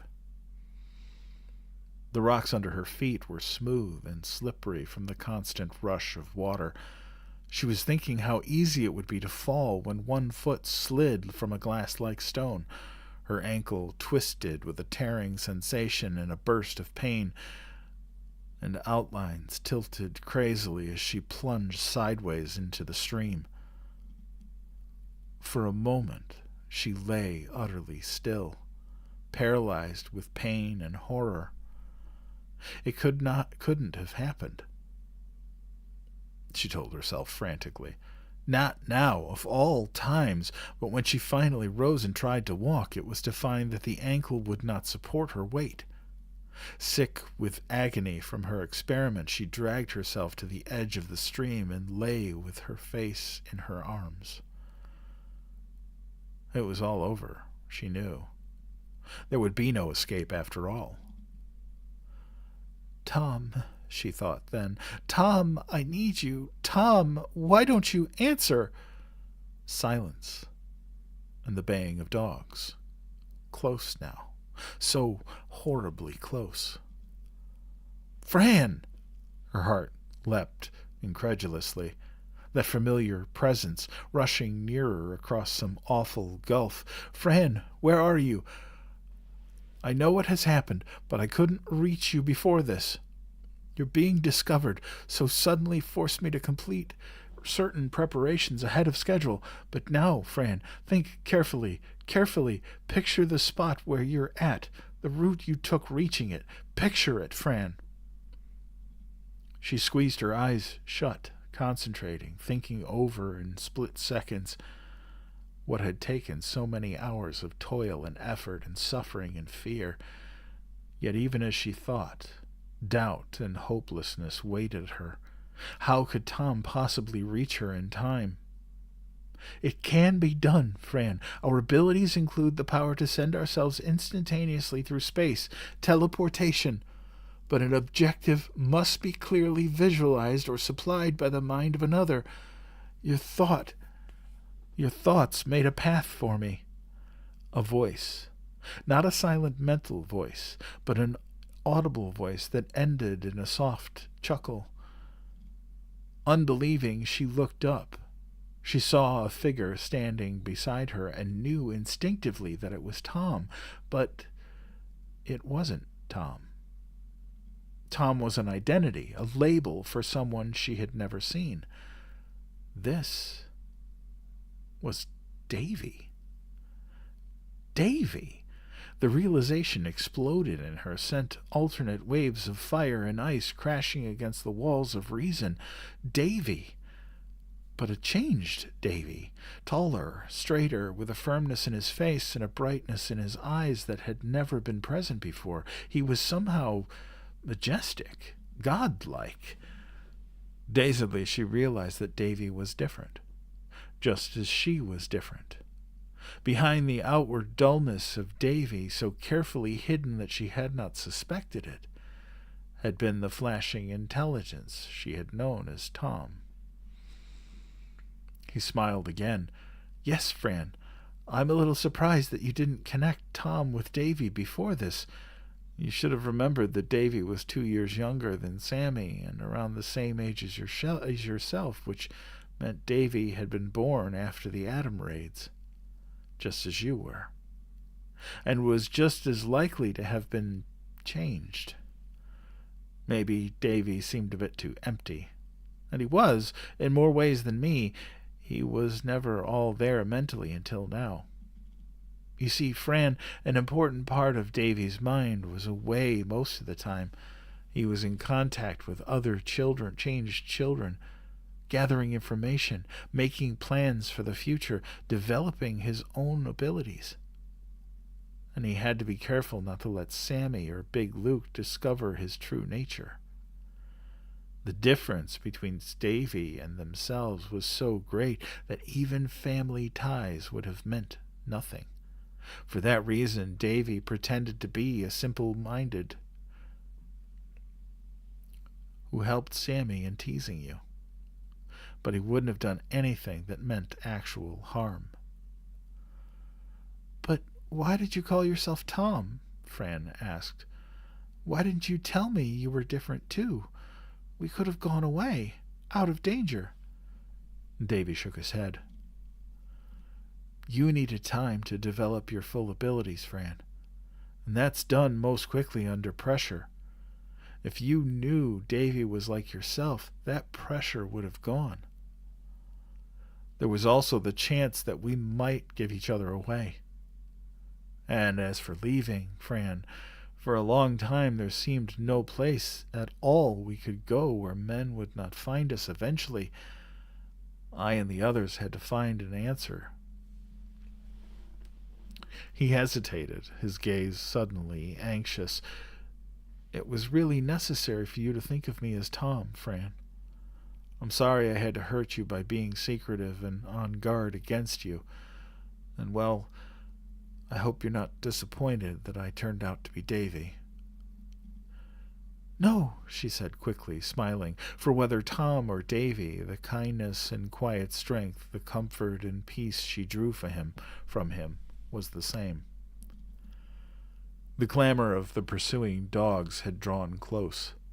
Now their lithe shapes came bounding out of the deepening shadows. They splashed across the stream, leaped forward with triumphant buglings. Fangs were bared, muscles gathering for the attack.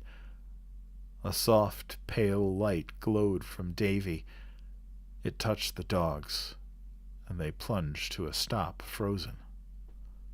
And then they were yelping, tumbling over each other in panic as they whirled to flee. The shadows swallowed them. The pale light touched Fran, touched her ankle, and the pain was gone. Pain would always go like that, she knew. "Come," Davy said. "We're going to a place that has been waiting for us, Fran. A place none of us ever thought of until a while ago. Follow the pattern in my mind. Carefully now. Carefully." The voices of men, puzzled and angry, the footsteps of men grating on rock, rushing nearer. "Quick, Fran, quick!" A bright thread that seemed to run endlessly through an awesome darkness. The hills around her vanished, and she felt herself whirl dizzily across an unimaginable void. Then the city took shape around her, glowing and spectral in the dust. She and Davy stood on a deserted street littered with wreckage. Ruin lay everywhere, but many of the buildings still stood. Davy said softly, "The radiation here would kill ordinary people, Fran. But it gave birth to us and is a part of us.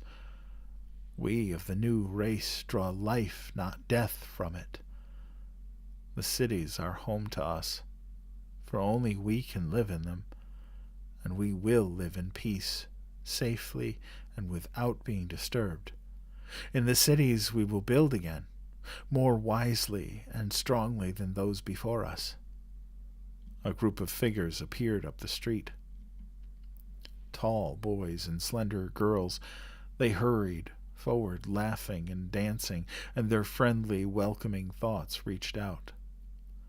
"Home," Fran murmured. She drew closer to Davy and felt a deep content. Well, there we go. Oh, what'd you guys think of that one?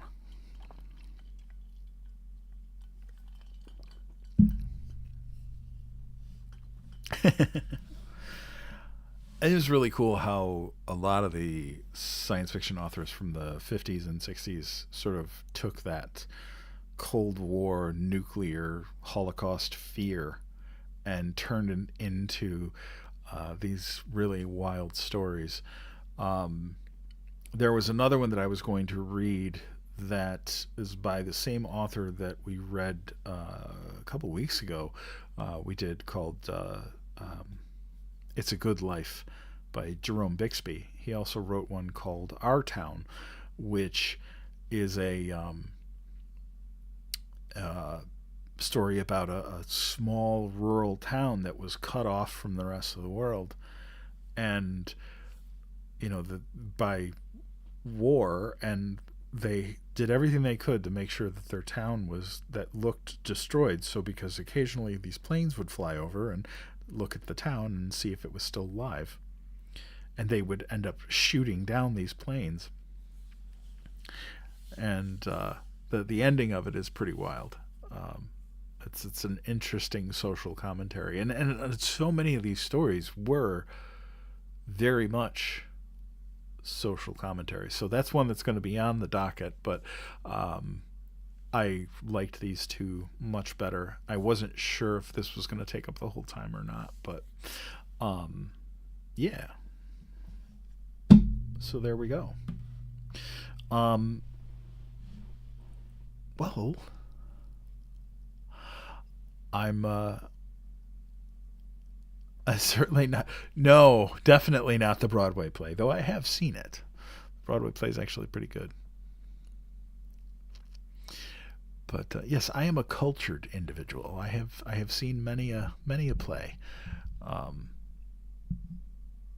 seen let's see, I've seen Singing in the Rain. I've seen My Fair Lady, Oklahoma. What else? There's one that I'm forgetting that I can't remember. Damn. Oh well.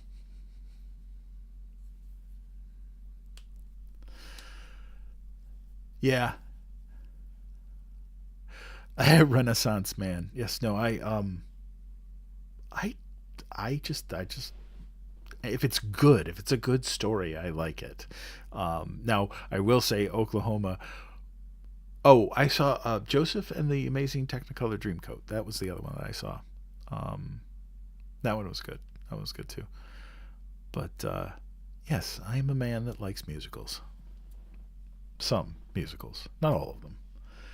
Did we get to 12,000? Yeah, 12,017. Thank you. Thank you. It's it's great to finally be there, because it was funny because for the last week. Oh, Tommy, that's a good one. That's one I've always wanted to see. I've seen the movie countless times, but I haven't seen it live. But yeah, no, for the last week we've been sitting at like just under, like, I think when you get within like 100 of it, like they round up. So my profile said 12,000, but I'm like looking at it going, that's not true, because I'd go in and I'd look at the actual number and I'd see that it was like 11,900 something. And I'm like, ah. uh, oh God, Book of Mormon. Yes, I have not seen that one, but that's it's on my list when I get the chance.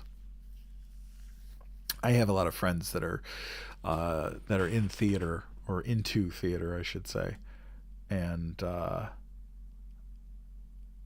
so I've gone and supported them over the years to see stuff, whether it was here in Rochester and Buffalo. It's totally, it's just a good time, just a good time. So I don't know if I have. I didn't really plan a third story.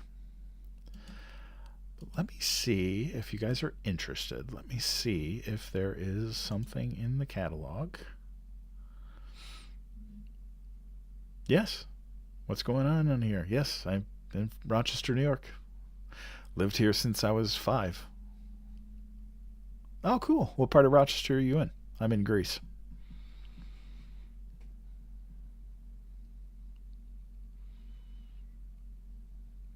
Henrietta.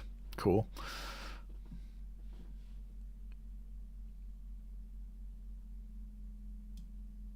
I saw Julius Caesar in Toronto, which was really good. Oh, let's see.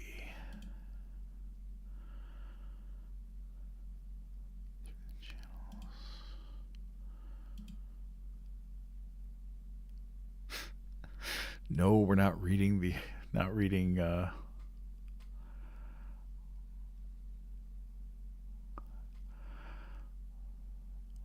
we already read that.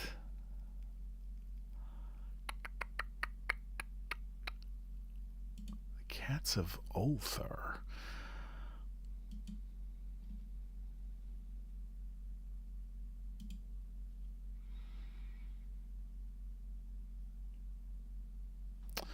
Well,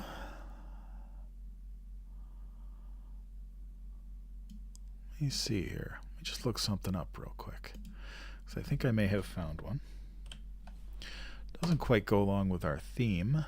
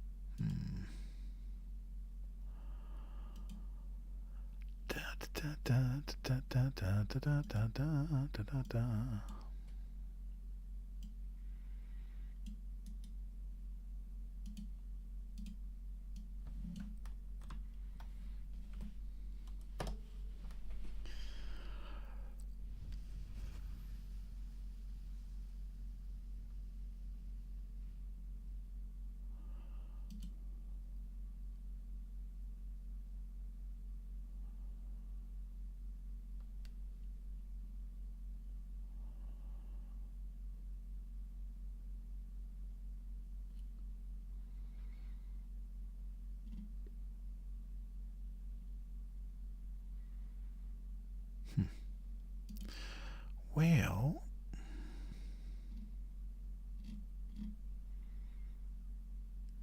let me see what I've got of Stephen King that might fit.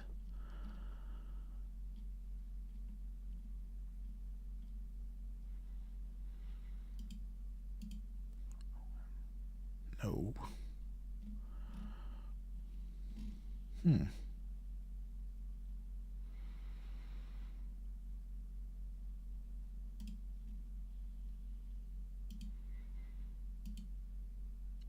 Well, let's see. I'll try this one here.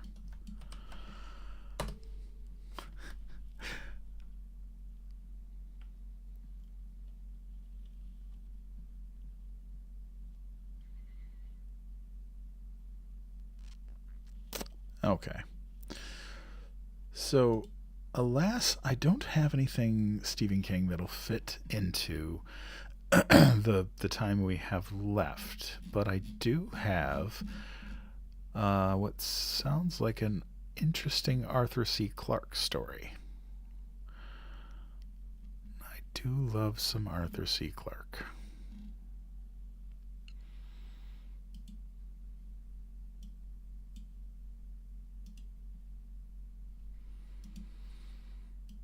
But I will schedule some more Stephen King very soon. Let's see. Oops.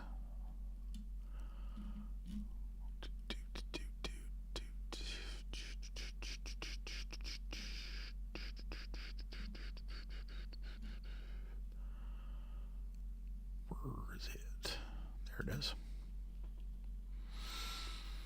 Okay. So this one is called Security Check by Arthur C. Clarke. It was first published in 1957 in the magazine of fantasy and science fiction.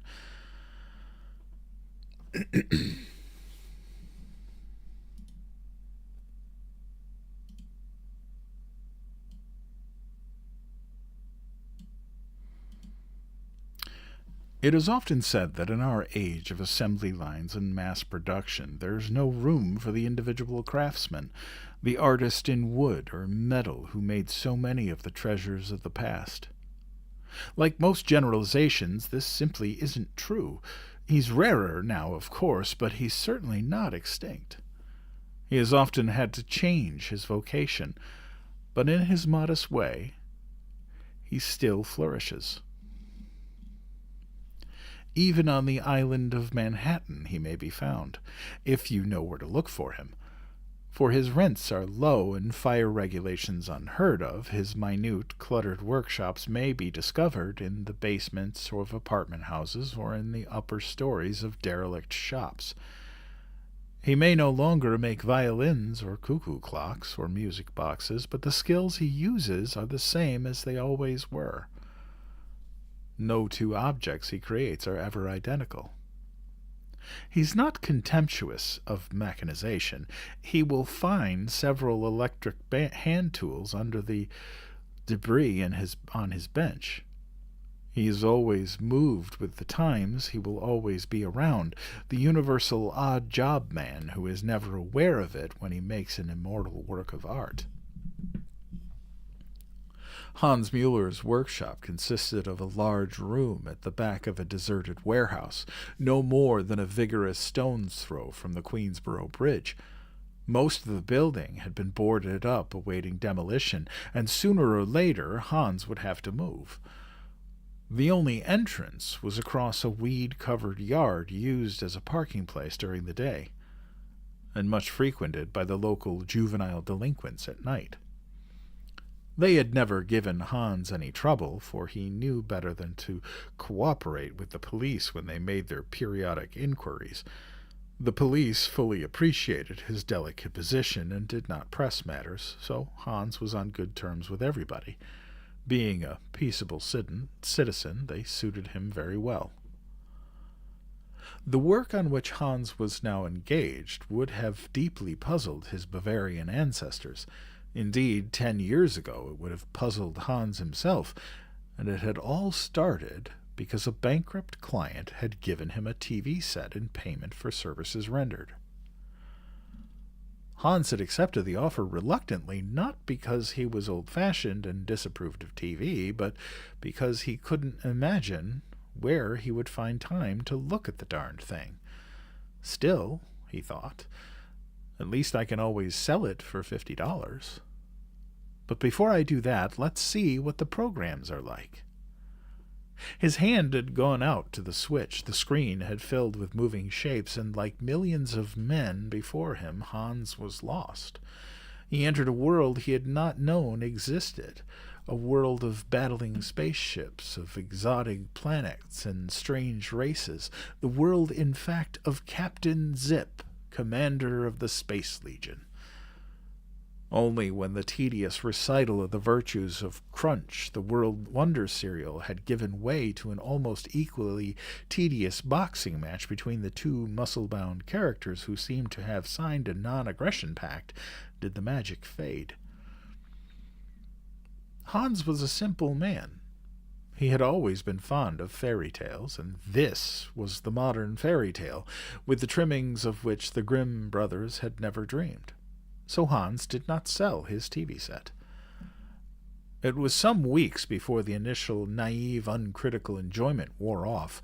The first thing that begun to annoy Hans was the furniture and general decor of the world of the future. He was, as he has been indicated, an artist, and he refused to believe that in 100 years taste would have so deteriorated as badly as the Crunch sponsors seemed to imagine. He also thought very little of the weapons that Captain Zip and his opponents used. It was true that Hans did not pretend to understand the principles upon which the portable proton disintegrator was based, but however it worked, there was certainly no reason why it should be that clumsy. The clothes, the spaceship interiors, they just weren't convincing. How did he know? He had always possessed a highly developed sense of the fitness of things, and it could still operate even in this novel field. The story is called Security Check by Arthur C. Clarke. We have said that Hans was a simple man.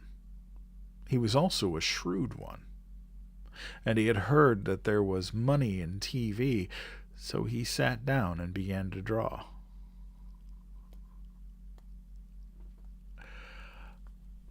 I don't have a graphic for this one because this one was kind of impromptu.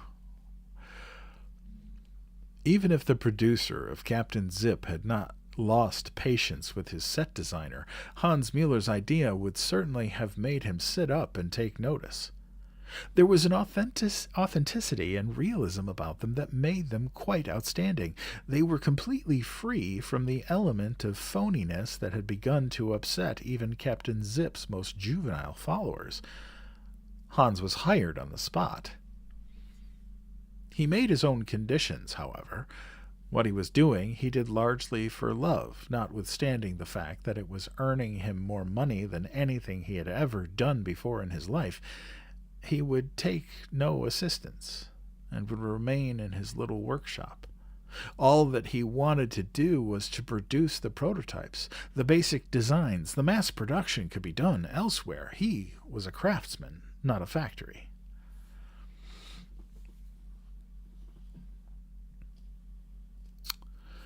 The arrangement had worked well. Over the last 6 months, Captain Zip had been transformed and was now the despair of all the rival space operas. This, his viewers thought, was not just a serial about the future. It was the future. There was no argument about it. Even the actors seemed to have been inspired by their new surroundings.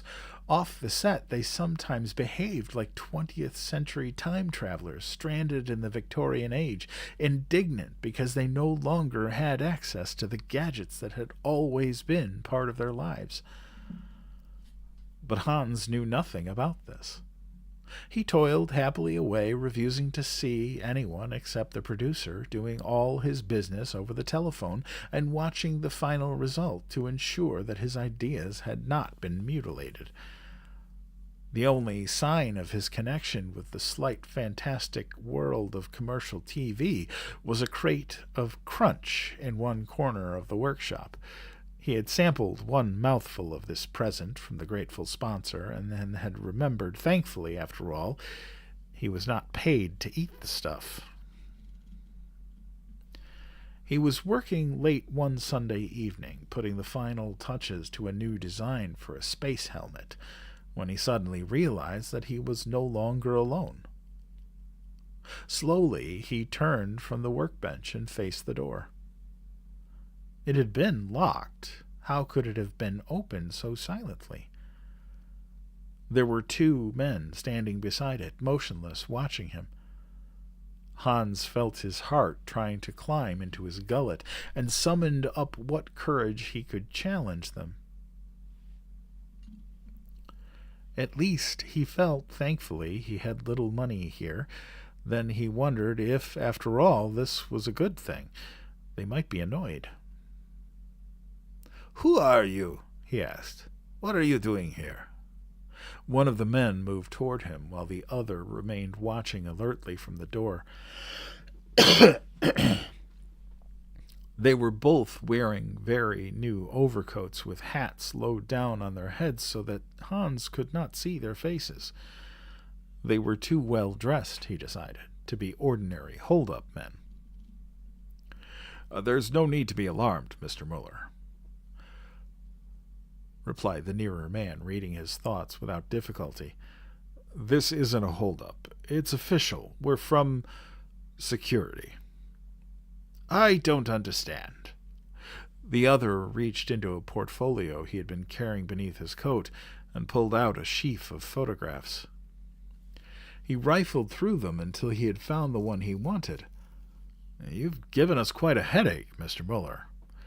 It's taken us 2 weeks to find you. Your employers were so secretive.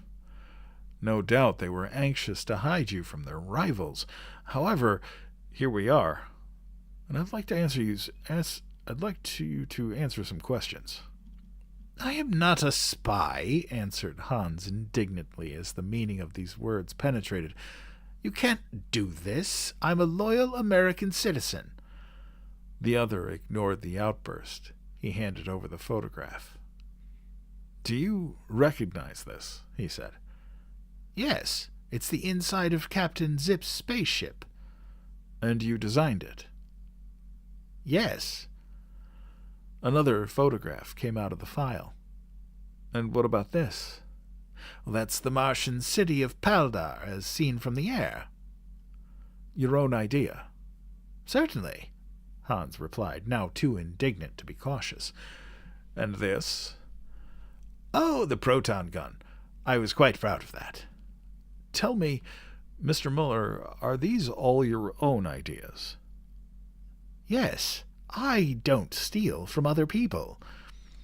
His questioner turned to his companion and spoke for a few minutes in a voice too low for Hans to hear. They seemed to reach agreement on some point, and the conference was over before Hans could make his intended grab at the telephone. "Sorry," continued the intruder, "but there's been a serious leak. It may be, accidental, even unconscious, but that does not affect the issue. We will have to investigate you. Please come with us." There was such power and authority in the stranger's voice that Hans began to climb into his overcoat without a murmur. Somehow he no longer doubted his visitor's credentials and never thought of asking for any proof. He was worried, but not yet seriously alarmed. Of course, it was obvious what had happened. He remembered hearing about a science fiction writer during the war who had described the atom bomb with disconcerting accuracy. When so much secret research was going on, such accidents were bound to occur. He wondered just what it was he had given away. At the doorway, he looked back into his workshop and at the men who were following him. "It's all a ridiculous mistake," he said. "If I did somehow show anything secret in the program, it was just a coincidence. I've never done anything to annoy the FBI." It was then that the second man spoke at last, in very bad English and with a most peculiar accent. "What is the FBI?" he asked. But Hans didn't hear him. He had just seen the spaceship. Oh, that was a good one. I like that. That was good for a out of the blue, off the cuff pick. So Arthur C. Clarke is always a really good bet, as with Isaac Asimov and Ray Bradbury and Richard Matheson and Stephen King. If you don't know who Arthur C. Clarke is, he wrote 2001: A Space Odyssey, 2010: The Year We Make Contact. He also wrote an amazing book called Rendezvous with Brahma. Dear Lizzie Stories, the name of the story is Security Check by Arthur C. Clarke. No, you really can't. And I mean, one of the books I only recently, like in the last couple of years, actually read it was Rendezvous with Rama, which is a fantastic book. But yeah, it's like I could sit and read him and Isaac Asimov all freaking day and just love it. Well, dear Lizzie Stories, I'm so glad you did enjoy it. If you are you new here? I don't know if you have you been here before.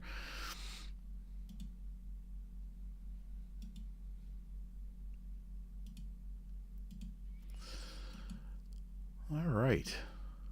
Well, it is now. Oh, it's your first time. Well, welcome. I am so glad that you are here and that you found us. I really appreciate you sticking around for a little while, even if you didn't hear the whole story. That's a sign that I'm doing my job. I actually hooked you and you came in, which is awesome. Oh, Katrina, thank you. I'm so glad you're here. I'm so glad you found me.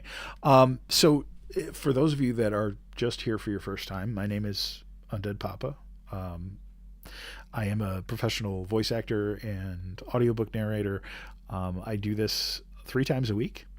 I read on Sundays at 9 p.m. Eastern Standard, which is my Sunday night bedtime stories. We are currently reading The Tale of Despero by Kate DiCamilio. And oh, Katrina, wonderful! I'm so glad you did. So glad you got to hear all three. And then on Wednesdays, I do Wednesdays and Fridays are kind of turned into similar lives. Wednesdays and Fridays, I do 9 to 11 again, Eastern Standard. And we do stories by authors like Edgar Allan Poe, Richard Matheson, Stephen King, H.P. Lovecraft, Ambrose Bierce. We've done Algernon Blackwood. We've done Ursula K. Le Guin. Just a wide variety of science fiction, horror, fantasy. I'm looking to sprinkle in some Robert E. Howard and some August Derleth. I would really like to do an evening where we actually explore, because we've done a lot of H.P. Lovecraft. I would very much like to explore beyond Lovecraft and still stay in the Cthulhu mythos with authors like Robert E. Howard and August Derleth and all other authors that have. I actually found a website that has a bunch of public domain stories that are all, and it lists them all and how they work into the Cthulhu mythos. It's really cool. So I'll be exploring that in the next couple of weeks. But so I do 3 lives a week. Wednesdays and Fridays are not family oriented. They're more short stories. I do occasionally do single story nights, which sometimes are really good. And then Sundays are family friendly children's chapter books. We've done The Wind in the Willows, The Phantom of Tollbooth, The Bear Called Paddington, Wrinkle in Time. We did Mouse and the Motorcycle, Mrs. Frisbee and the Rats of Nim. So, Carrie, that's a question I get quite a bit. And a lot of the stuff that I do is public domain. A lot of the stuff that I do is not. And in a perfect world, yes, I would absolutely have to get permission from the authors. But because I am not reposting my lives and people aren't usually staying for the whole story or not getting the whole story, I don't get bothered. However, now that so when I started doing this last July, I was only at 2,300 followers. I had gotten laid off from my job, and long story short, I started doing this on Sundays, and it was really fun, and it's grown into Sundays, Wednesdays, and Fridays. And what has kind of happened is I've gone from having 2,300 followers to 12,000 followers in less than a year. And it's only getting more. Gathered another 42 people tonight, which is awesome. And I appreciate everybody that comes in regular. And I have a lot of regulars. We've built a really beautiful community here, built on kindness and storytelling, and it's wonderful. All that to say, my goal is to be able to partner with publishers and other rights holders to actually officially do these stories in an official capacity, in a sponsored capacity, and be able to partner with them to do things like, author nights and things like that are official. Like my dream would be to have like a night where I do all Stephen King stories and actually have some sort of interaction with him, because he's just an interesting guy. But because I don't repost these lives, nobody seems to be giving me any trouble. I'm sure it's coming, but nobody's reported me yet, and none of the and I'm really not making any real significant money off of this. A little bit here and there from gifts and stuff, but nothing crazy. But stick around, because coming up in not this Sunday, but the following Sunday, we are starting a week-long event where we're going to start the story on Sunday night, and we are going to continue through on Wednesday and Thursday, and then complete it on the following Sunday. We're going to be reading The Wizard of Oz. It's going to be all week. It's going to be awesome. I have an artist friend of mine who is doing the visuals for me, and we're going to have a little bit of a Q&A with him. And I would love to have, I'm kind of planning on hopefully having some special treats here and there between during each night. And yeah, it's going to be a fun time. It's something that I decided to do when I hit 10,000 followers, and it's taken me a little bit to put it together, but it's going to happen. I also have another live coming up that'll be also sort of, it was a 10,000 follower celebration, but now it can be a 12,000 follower celebration, where I go live probably on a Thursday night, and I'll be live for about 4 hours.